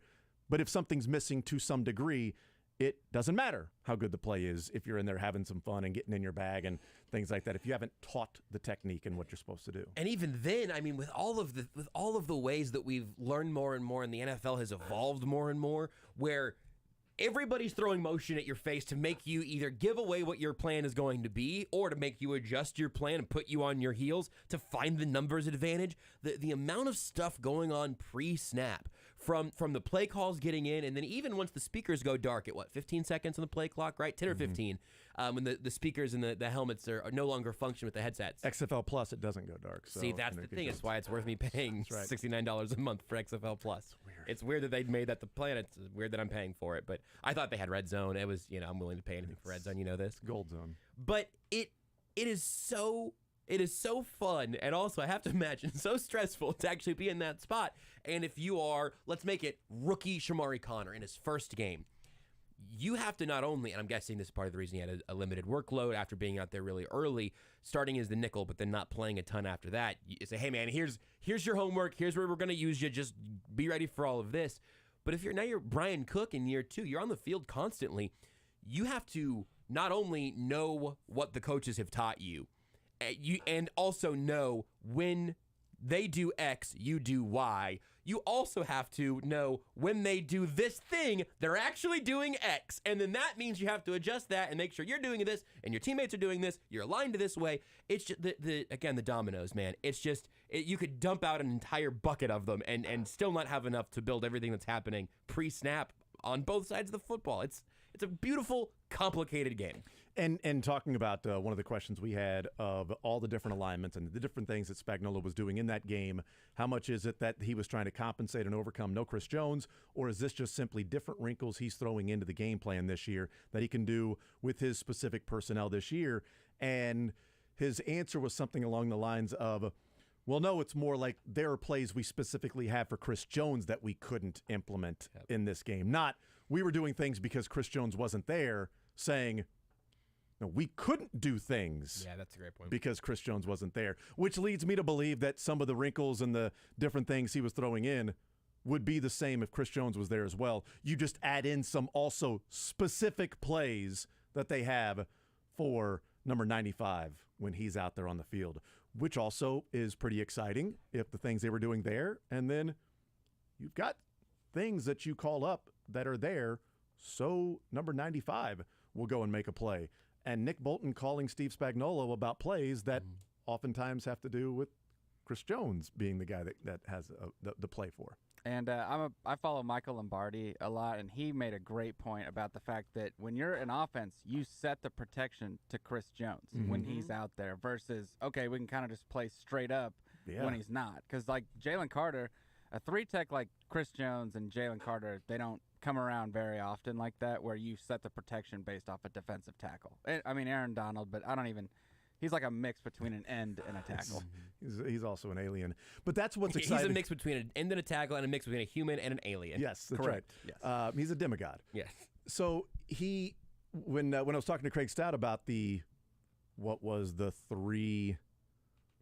3-3-5 alignment that they had, and so you had the 3 down linemen, and then you had Chanel, and you also had Drew Tranquil lined up on the line of scrimmage, and you had Nick Bolton then brought up just really right off the hip of I think it was Turk. So you had Dana, and you had Karlaftis, and then you had Turk that was lined up right over the center. Tranquil and Leo Chanel on the outside, blitzing, Nick Bolton there roaming the middle, and then your 5 defensive backs that are there.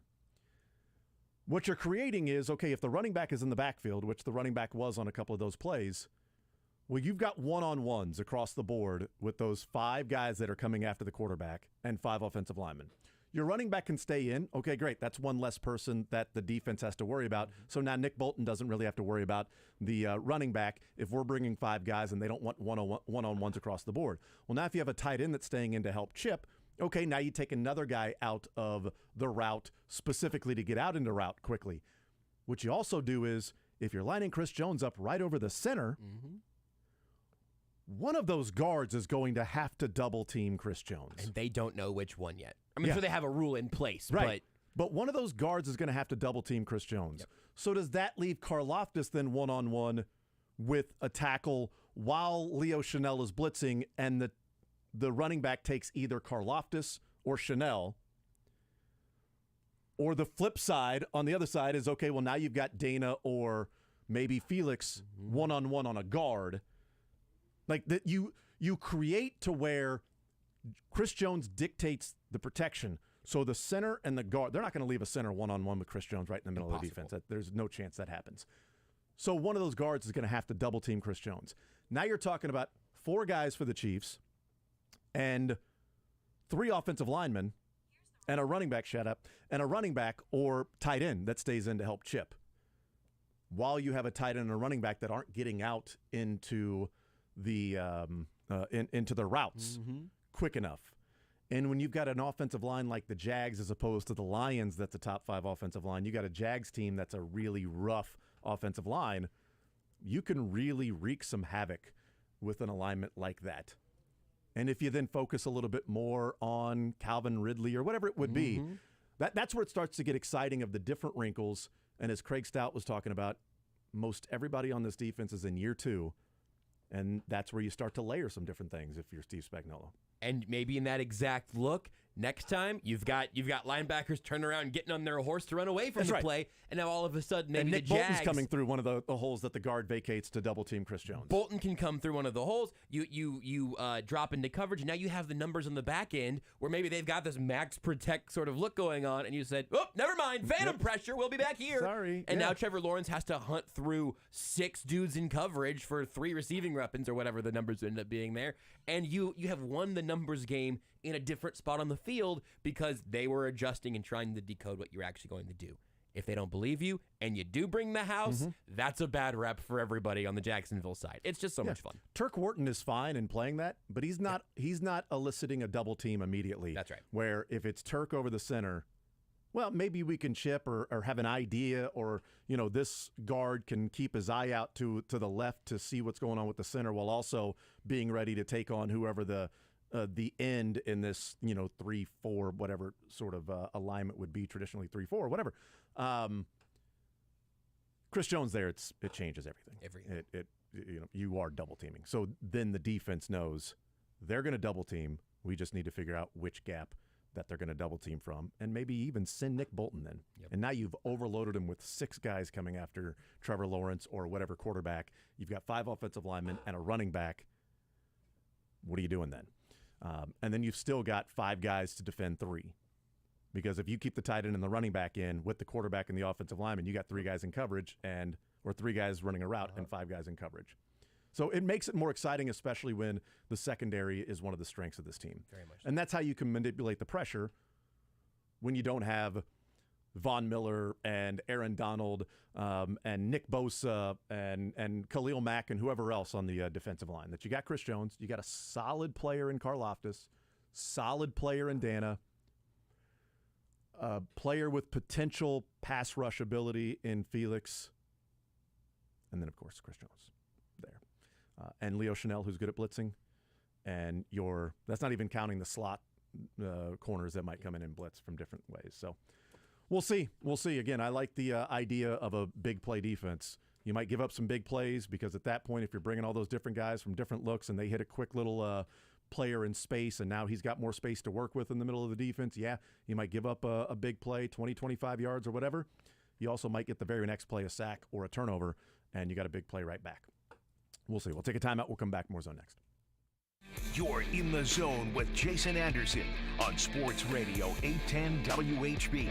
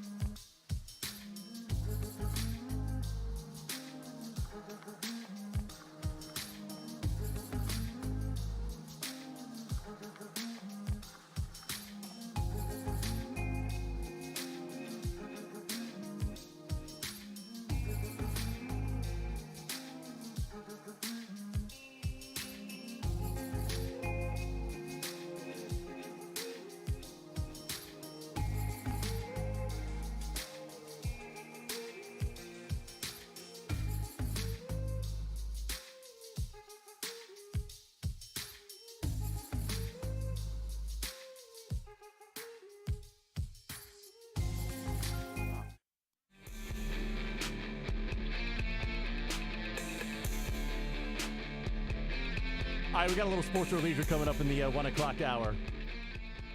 Presented by Johnny's Tavern. We'll get into some of those things in 1 o'clock hour. Boy, there's some fun stuff on the interwebs about Travis Kelce and Taylor Swift. I was just watching a video of a conspiracy theory about Taylor Swift all sabotaging the Chiefs because she's an Eagles fan, which makes perfect sense. How quick is the flight from Brazil to Kansas City? Because, she's in Brazil on November 10th or 19th or whatever, the day before the Chiefs play the Eagles. So she is free the night of the Chiefs and Eagles game. Will she be in town? And if she is she wearing an Eagles Kelce jersey? As long as she's not in Chris Jones' suite. Plot twist! She's holding out for more. Over $1,000 a month. That's how much Cap One lending customers are saving on average with the interest.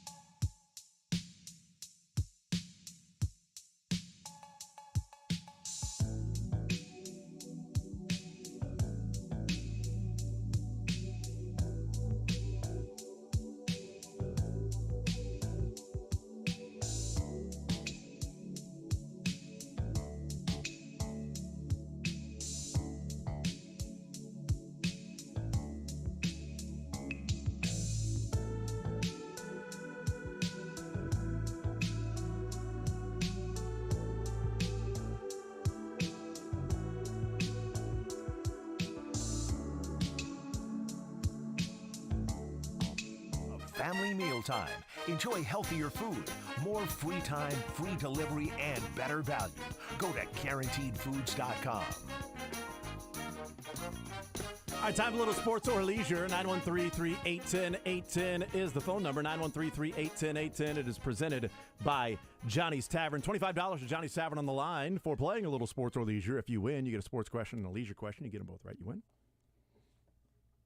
Either of them wrong, unfortunately, you do lose. And that question then would be out there available for someone to call in and request. We do not give out the correct answers until someone answers them correctly, or we have just simply run out of time to play. Johnny's Tavern, the Metro's premier sports bar, 10 locations, Lawrence and Topeka, discounting the 18-inch New York-style specialty pizzas for every KC game. Discount is based on what the team scores. So, for instance, last Thursday night, they scored 20 points.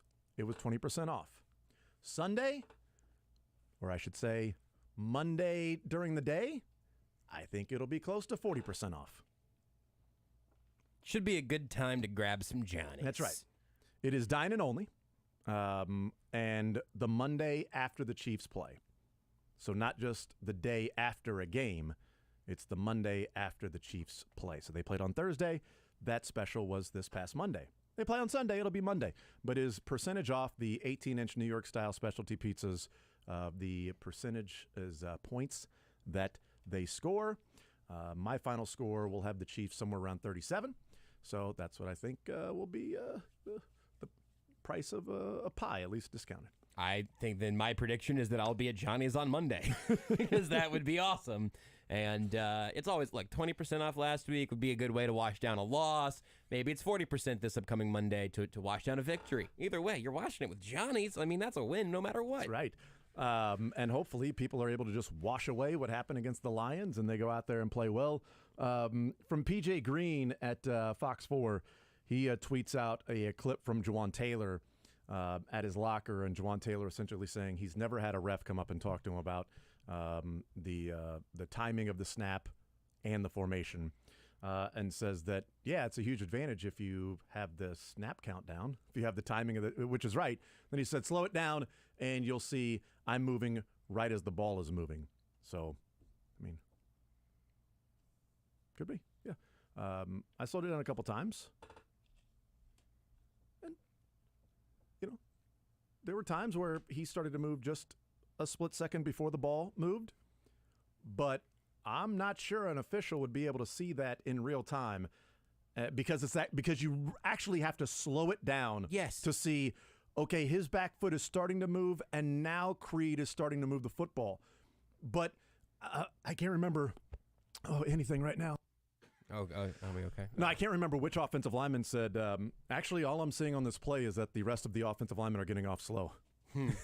That's great. So that's actually what I'm seeing. I'm seeing a right tackle that is timing up the snap.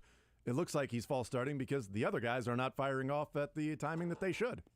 I have one completely unrelated piece of Chiefs update news here for you if you'd like it. Yep. Brad Spielberger's still cooking in the lab right now. Okay. He actually tweeted this out when pressers were happening. But one more little thing on the Chris Jones contract. Let's do it. A lot of little things over the last few days. And it's probably going to keep happening this way for Jones's deal. But he says, final piece, the deal voids 10 days after the Super Bowl, so well before the March 5th franchise tag deadline. Okay. Jones's franchise tag should now be around $32 million, and the incentives would carry over. Big number, but got a feeling we may be right back in this situation in a year. Oh, man, that is a big number to franchise tag him. Whew. Because, again, you franchise tag somebody and you want to work out a long-term deal, that's the basement. That's the starting point is what that number would be that year. You want to pay me money? Cool. Let's start at $32 million because that's what you franchise tagged me at. And other teams may know, like, oh, you franchise tagged me, you want to trade him? Well, yeah, you want to trade him because it's not working under your cap for this year, and a long-term deal isn't being worked out at a number you want. So are we really going to trade for him, or are we waiting for you to rescind the offer, and then we'll go and get him without giving up draft picks? It'll be a very interesting offseason. Yeah. All right, 913-381-0810 is the phone number. Johnny's Tavern, $25 to Johnny's Tavern as we play a little sports or leisure. Here are the categories for sports or leisure. On the sports side, we got a couple of questions left in the Go UDFA yourself. Excellent. We have we have Chiefs openers questions. We have a new category today, that is just a guy who also played for the Chiefs. So, sometimes you call a Jag just a guy. So, just a guy who also played for the Chiefs, essentially players that played for both the Jags and the Chiefs. And then also NFL, just general NFL. I like that category. The sports side. What about leisure side, Josh?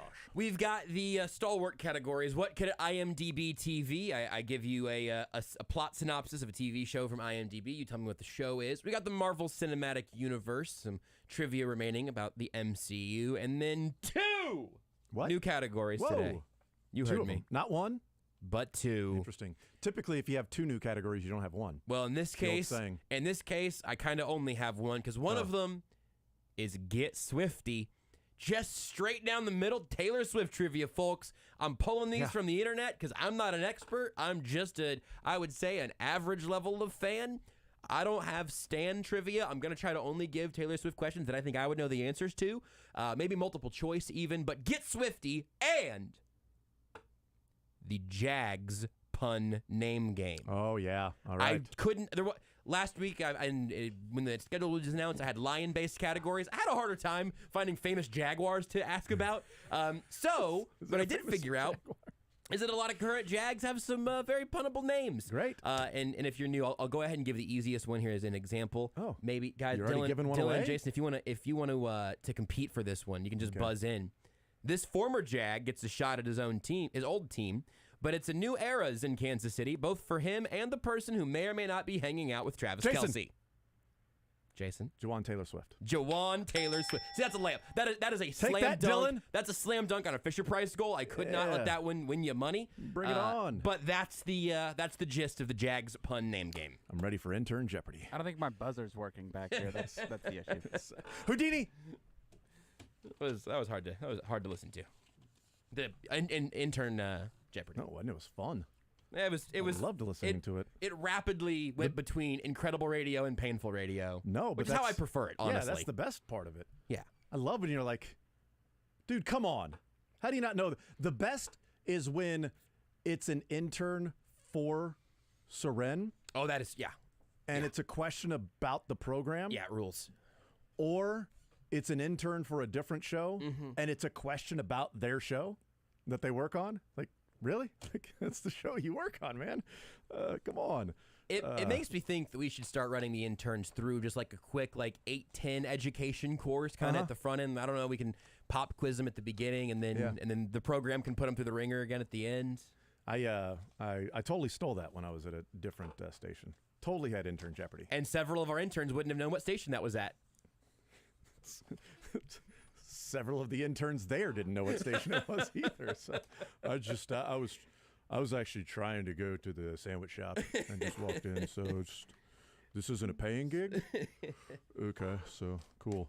All right, 913-381-810. I'm ready to go. Josh, you ready? I was born ready. Dylan, are you ready? I'm ready. All right, yes. Let's go to Chuck leading us off here on Sports Radio 810 WHB. $25 of Johnny's Tavern, winning sports or leisure. Chuck, what side do you want to start with, the sports side or the leisure side? Let's start with leisure. I'll do the MCU question. Ooh, all right. Whose power, quote, exceeds that of the Sorcerer Supreme in the MCU?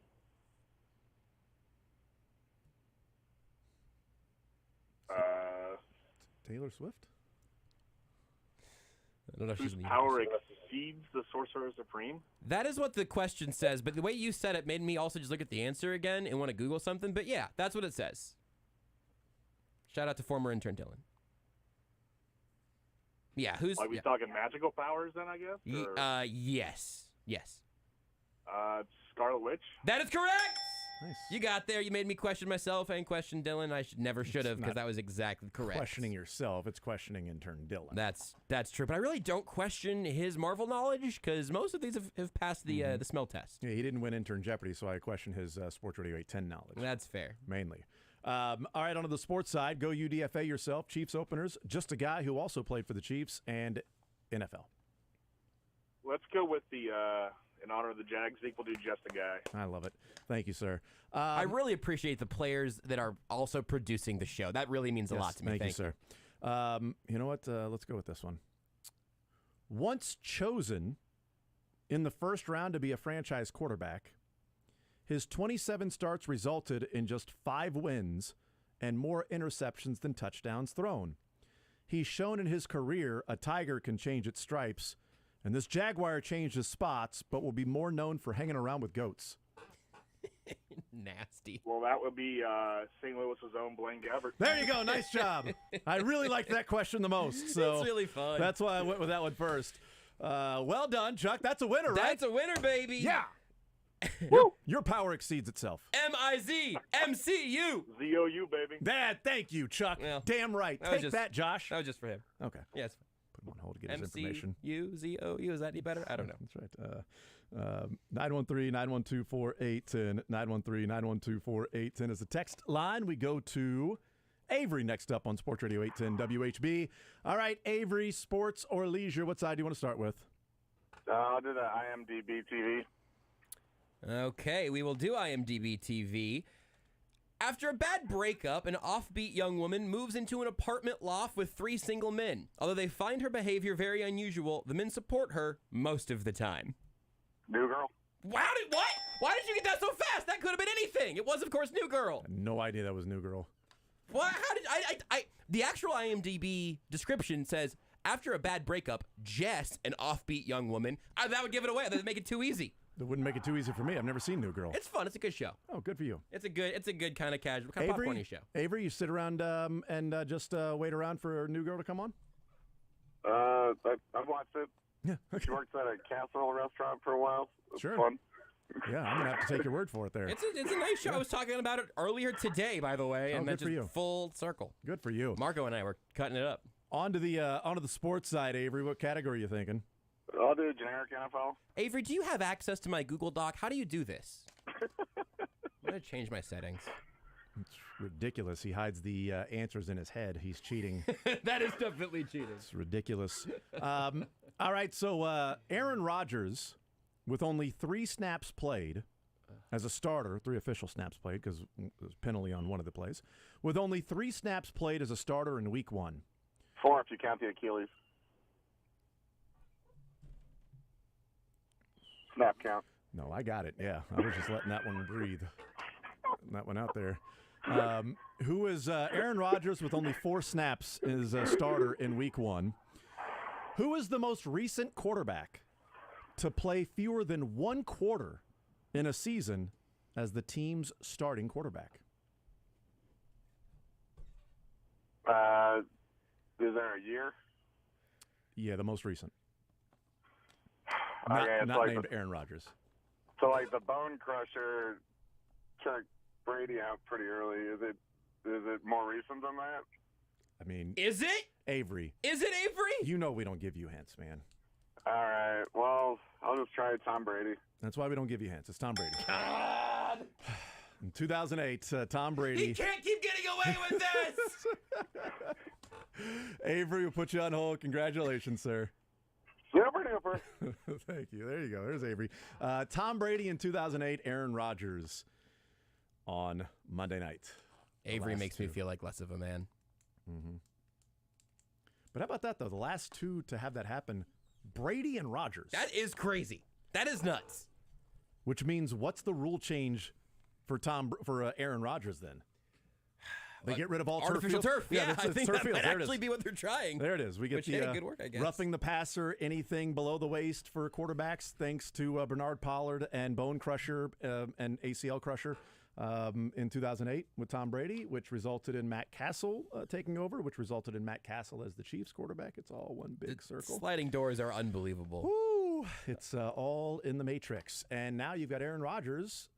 You know what? Cut blocks are now going to be taken out of the NFL. You can't cut block a defensive end because there's a chance that guy could get right through it. The quarterback will not throw the ball in time, and there's a chance an Achilles injury will happen. I just hope there's never the Mahomes rule. Shut your mouth. Look, I mean, the Jags tried it last year. We almost had to get a knee drop on the ankle rule or whatever, and he's just too healthy. He's too flexible. 913-381-810. Charles next up on Sports Radio 810 WHB. Charles, sports or leisure, what side do you want to start with? Let's do some sports. We'll go with just a guy. All right, just a guy who also played for the Chiefs. A fourth-round pick out of Oklahoma, his college and pro career has involved being both a quarterback and a tight end. He's known more for being a Chief and has a Super Bowl ring to show for it. Only 10 games with the Jags in his career. He isn't the most prolific player, only 3 touchdowns in his 42 career games with the Chiefs, but even he can't sneak out of fans' frustrations when the offense stalls. Blake Bell. Boom! We were looking for Belldozer. Sorry about that. That's difficult. Charles, I apologize. But yes, Blake Bell is the answer. Thank you for letting me get through the whole thing, because what's the point of me coming up with these questions if I can't get through the whole thing? I do what I can do, you know. Did I have you at 4th round out of Oklahoma? Hey, fourth round, I was surprised me. Me seemed a too, little by early. the way. Seems really early. But anyway, on to the leisure side with Josh. What category would you like? We got IMDb TV, Marvel, Taylor Swift, and the Jags pun name game. Let's do the IMDb TV. All right, we'll go back to IMDb TV for a blind lawyer by day, vigilante by night. Matt Murdock fights the crime of New York as... I liked the show. Yeah, we've talked about this show enough to make me second guess if I had asked this one before. I have not. No, you haven't. We have talked about this show. Because we talked about it in a conversation of a different, network. That's or right. a different TV show or movie or something like that that he was a yes. part of. He does what by night? Fights the crime of New York as... Daredevil? Daredevil, indeed. That's a victory. Well done. That is Daredevil. Pretty good show. I liked it. We will put you on hold, Charles. Get your information. Congratulations, sir. Well done. Super duper. Thank you, sir. 913-3-810-810. We are breezing through the just a guy who also played for the Chiefs. I like It's it. an alluring category. It's newsworthy. But I've got plenty more. I've got another 5 more questions with that. And there's like another 20 players that I could go to if I needed to. But I haven't written those questions, so that would be tough coming up on the fly with those. Sean next up on Sports Radio 810 WHB, a little sports or leisure. Sean, what side do you want to start with? Hello. How you doing? Yeah, we are doing just fine, man. Hope you're doing well. Hope you are doing even better after getting a couple of questions right. But what side do you want to start with?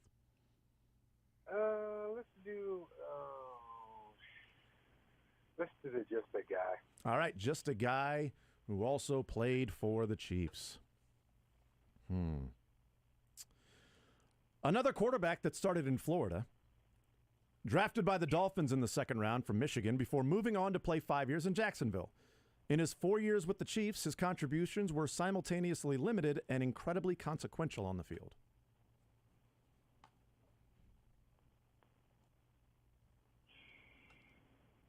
How many years with the Chiefs? 4 of them. 1, 2, 3, 4. 4. That's gotta be. I think that's Henne. I think that's Henne. Chad Henne. Chad Henne is correct. There you go. Nice job. I thought maybe the contributions being simultaneously limited and pretty consequential on the field for the Chiefs. Chad Henne, correct. Just a guy who also played for the Chiefs. On to leisure with Josh. Do what category you'd like?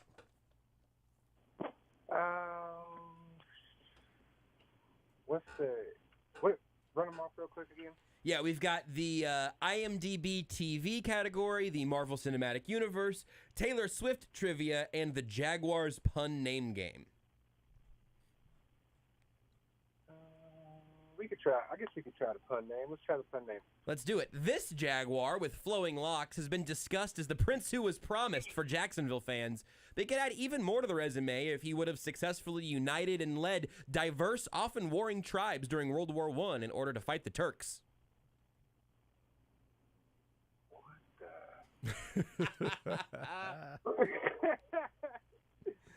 Oh my! Start from the top. Start from the top here. You're gonna get it. You will get there. I believe in you. But we begin with this Jaguar with flowing locks. Oh man! I bet you know who that is. I know who that is. Okay, so talk it out. It's okay to talk it out here. Talk through it. That's Trevor Lawrence. Okay. There you go. So you got the first part. Trevor Lawrence, and then a guy. who may have united and led diverse, often warring tribes during World War I in order to fight the Turks? Oh, that's going to be, what is that guy's name? Well, I bet it starts with Lawrence. Yeah, it starts with Lawrence. I'm trying to figure out the last name. It's Oh, my goodness.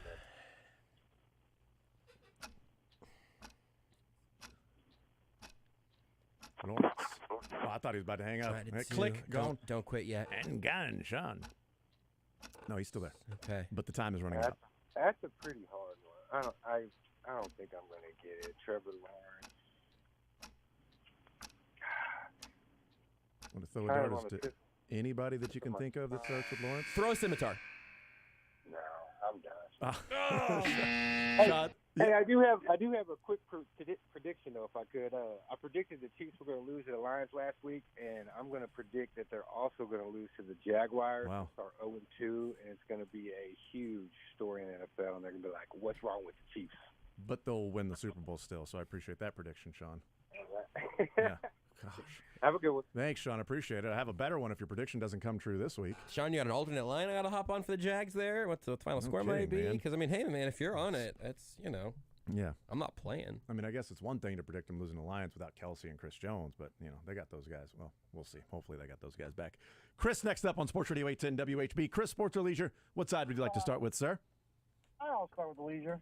What category? We got the one that you just heard that's out there, and the rest of the categories, IMDb, Marvel, Taylor Swift, and the Jags pun name game. I'll try that one that was just done. I'll restate it for you just so you can knock it out of the park. This Jag with flowing locks has been discussed as the prince who was promised for Jacksonville fans, but he could add even more to the resume if he would have successfully united and led diverse, often warring tribes during World War I in order to fight the Turks. Would that be Trevor Lawrence of Arabia? It absolutely would be. That's right. Sean was trying to think of the last name, and I was like, well, middle name of. Middle name of, last name, location. Last name, Arabia. On to the sports side, Chris. We've got go UDFA yourself. Chiefs openers. Just a guy who also played for the Chiefs, which is a category about players that played for both the Jags and the Chiefs, and just a generic NFL. We'll try the just a guy. All right. Just a guy who also played for the Chiefs. Injuries ended his time in Kansas City and really his career. A fan favorite and really only attraction on many of his teams. He was a 4-time Pro Bowler, 3-time All-Pro, and led the league one year in touchdowns. Frustration followed him when he left for the Broncos, but that didn't last long.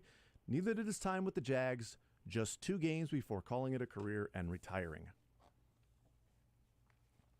I think I'm pretty sure. I think it's Jamal Charles. It is Jamal Charles. Well done. Yeah. Jamal Charles, that maybe some people are as surprised as I am that he ended up playing 2 games with the Jags. So Believe it or not. I knew it was from the Denver. Yeah, right. Believe it or not, that's the one that I had, I think, in the fewest words from your question. Can you read the beginning of it again? Injuries ended his time in Kansas City. Yeah, done. Done. Injuries. Jamal Charles! I have him in a Jags uniform burned into my brain for some reason. Why? Bad, because it made me so sad. I don't know. Like, it was like the last words of a loved one. It's like, oh, that's Jamal Charles in a Jags uniform. This is the end. Took So the last sad. breath. Chris, well done. We'll put you on hold. Get your information. Congratulations. Thank you. Not that, man. We are just running out of gift cards. We actually might be. So Dylan, we're actually going to have to break into your stash. So Dylan has his own stack of just 10 Johnny's gift cards at all times. I know that date plan for tomorrow night, but I think we may have to take a few of those gift cards back. Save it till Monday. It'll be like 40% off. You're good. There you go. Go to Johnny's then. All right, we'll take a timeout. We come back. 913-3810810 is the phone number. Playing a little sports or leisure. 913-3810810 to join us. We take a timeout. We come back. Get back into sports or leisure next. You're in the zone with Jason Anderson on Sports Radio 810 WHB.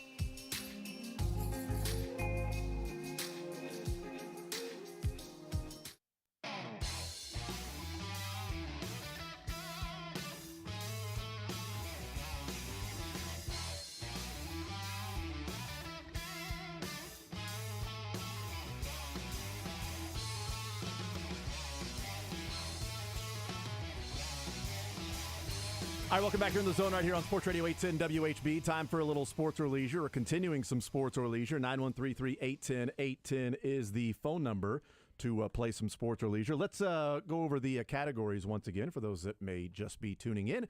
On the sports side, we've got Go UDFA Yourself, players that were UDFAs, cut, and then turned out to be pretty damn good players. We have some Chiefs openers left. We have Just a Guy who also played for the Chiefs. That would be Jags, Just a Guy. So Jags and Chiefs players played for both franchises, and a couple of general NFL questions left. Leisure, Josh. We've got What Could It IMDb TV. I read you a synopsis from an IMDb listing for a TV show. You tell me what the show is. The Marvel Cinematic Universe, questions about the MCU and the characters within. We have Get Swifty, which is just Taylor Swift trivia to make sure you're up to speed in case that ends up becoming a thing with Travis Kelce. And then the Jaguars pun name game. Let me double check here. Yeah, an active member of the Jags. And somebody else. It's the pun name game. Hopefully you figured it out by now. All right. Let's go back to the phone lines, and we head to Matt. Next up on Sports Radio 810 WHB. Matt, Sports or Leisure, what side would you like to start with? I will take Just a Guy, please. All right, Just a Guy who also played for the Chiefs. That question has been answered, so I don't want to ask that one again. It's actually Bobby Scipio. But let's go with this one. You know what? Okay. A still active second-round pick from Florida. His job has been to protect the quarterback. He now gets paid a lot of money, and apparently getting an early start became an issue for him once he put on a Chiefs uniform.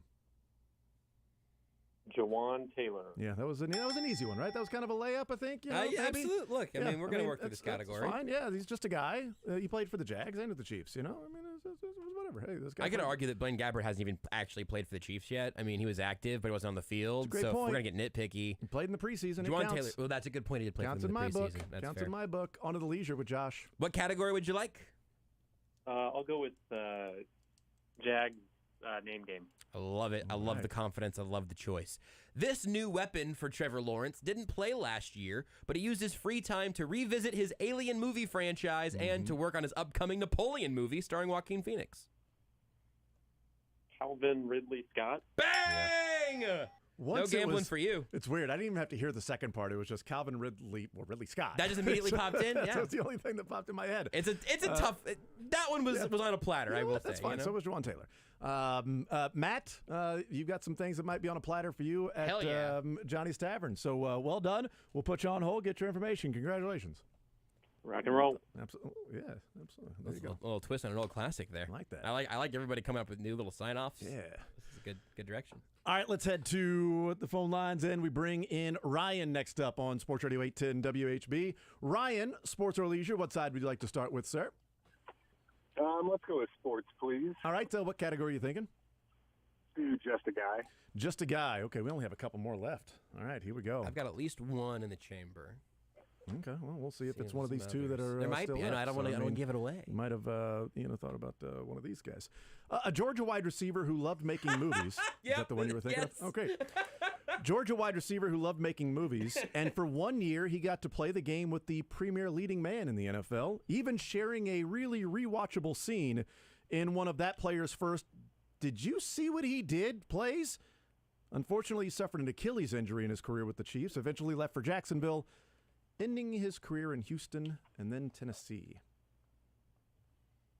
Chris Connolly. There you go. Thank you for letting me finish. I appreciate it.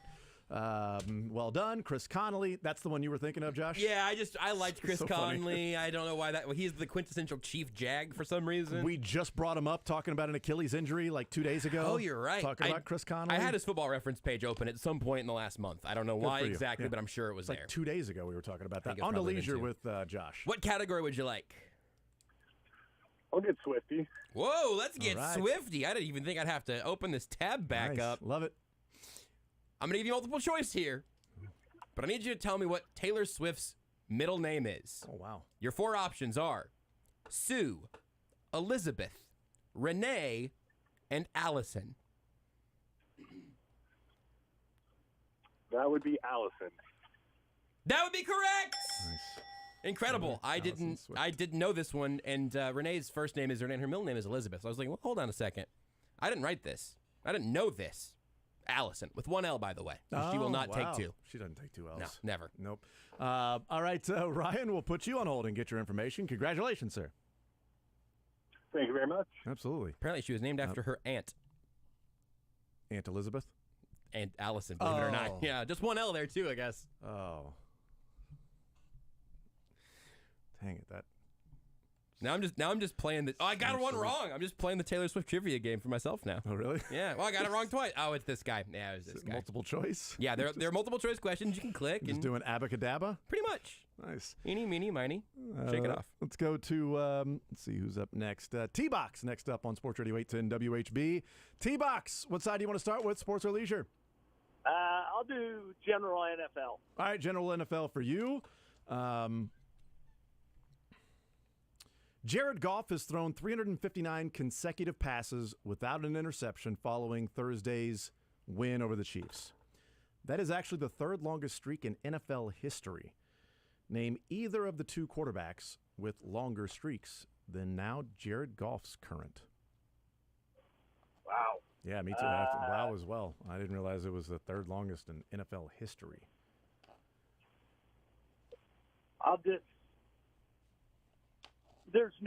I know Mahomes threw a lot of passes without an interception, so I'll just lob that out, Mahomes. T-Box, damn it. It is not Patrick Mahomes. No! It is not. I bow my head in shame. You're fine. But you know what?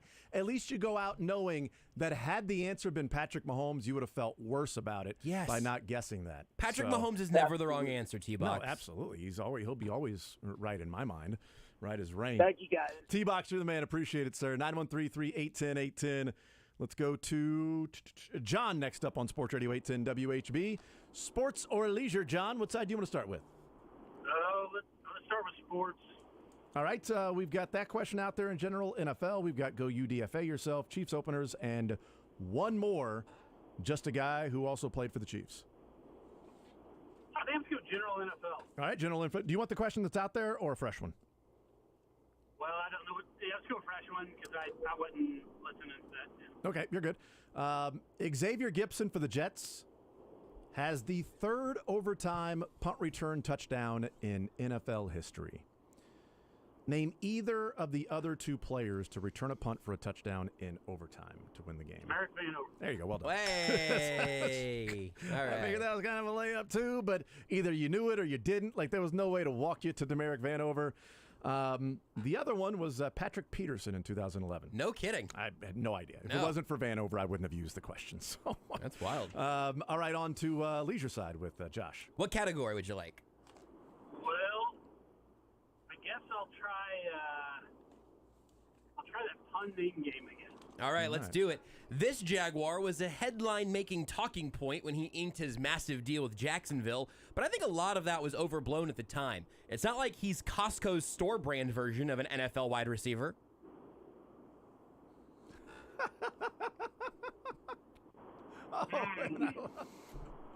Forget about this one. Oh, man.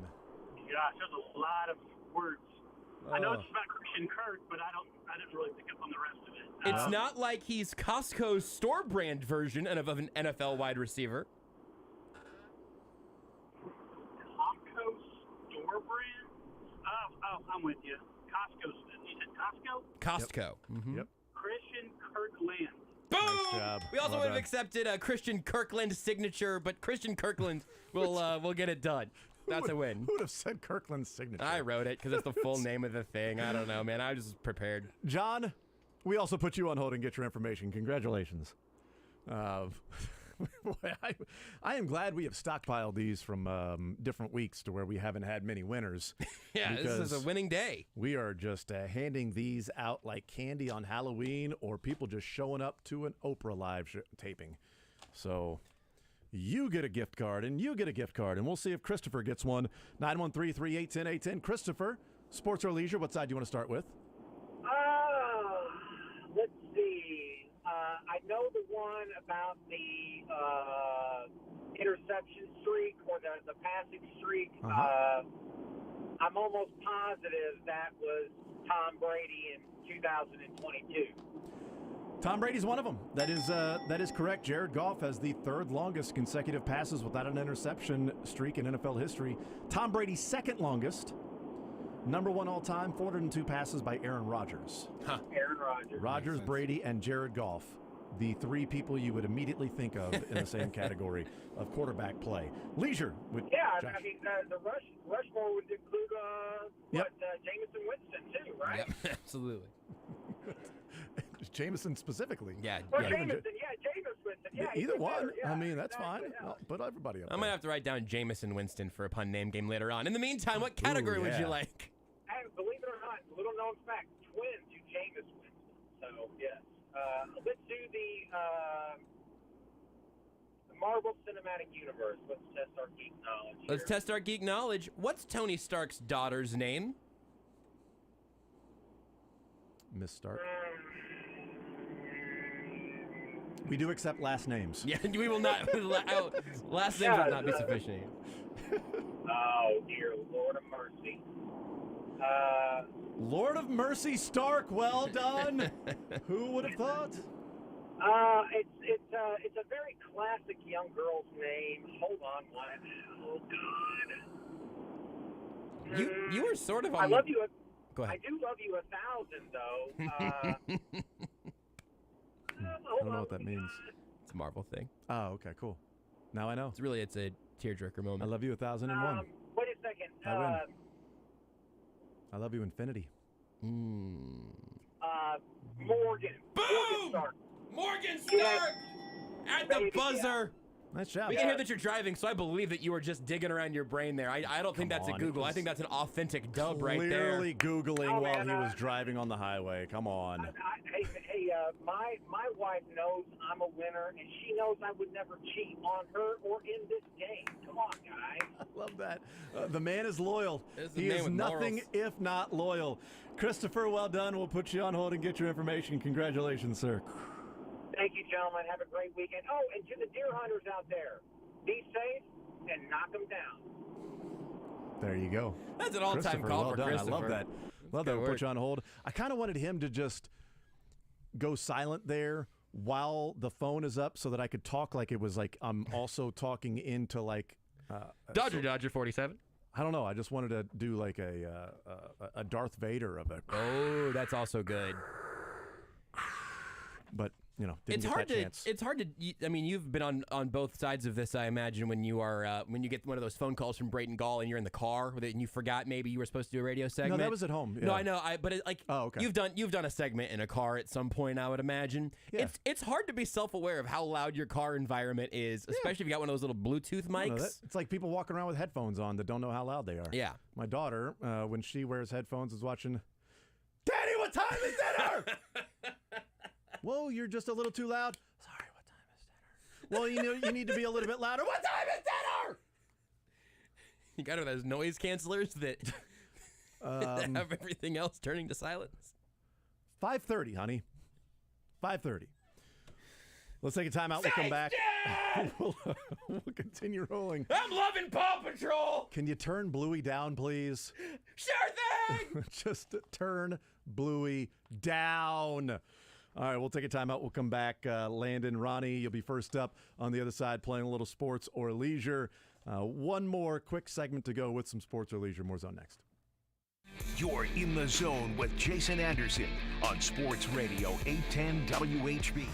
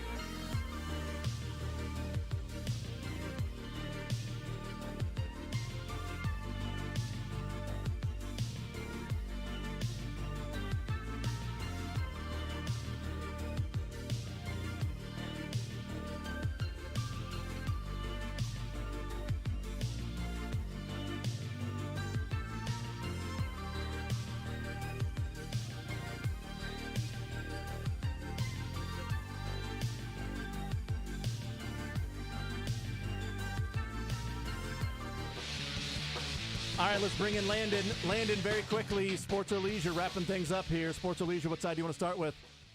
Hey, guys, I'll do sports. All right, what category? I'll do the Chiefs season opener. Chiefs season opener. All right, let's go with this one. Name 2 of the 3 quarterbacks to have 4 passing touchdowns in a season opener. Okay, Mahomes is one. Yep. One of the other 2. I'll go Trent Green. Not Trent Green. No! Damn it. Landon, no! Landon, damn it. Hey, thank you for playing, Landon. I appreciate it, man. Sorry, Landon. Son of a gun. Well, since the game's over, who was it, Jason? Len Dawson, Alex Smith, and Patrick Mahomes had 4 passing touchdowns in a season opener. Questions we did not get answers to, that would be none, at least on the sports side looking through. Nope, we got answers to every single sports question. What about on the leisure side there, Josh? I've got a couple of Jags pun name game questions that are probably going to get rolled into the regular pun name game. Sounds good. But I think everything that was posed today was answered. Poser. And there's a lot of Taylor Swift trivia remaining for next week, as long as that doesn't end in a horrible breakup of some sort. No, that won't happen. Won't happen. When's the last time Travis Kelce inadvertently allowed a breakup? Dude's got great hands. Yeah. No batting that one down. He won't drop the ball on that. Although Matt Nagy did say that can be kind of contagious, so. Yeah. But he wasn't, he's on the sidelines. Look, she's on a break right now. They're not, I don't think they're on a break, but she's on a break right now from the Eras Tour. She heads back the European and South American and Asian legs of all this in October. So they got about a month now to continue quietly hanging out, air quotes. And then a quick little jaunt from Buenos Aires to the next day the Eagles and Chiefs play. I mean, makes total sense. Hop on the jet. No, it's Eagles, not the Jets. So people are hopping off that. Hungry? Go fast casual with Beefaroo. Mouth-watering, fresh-shaped, made-to-order roast beef sandwiches, burgers,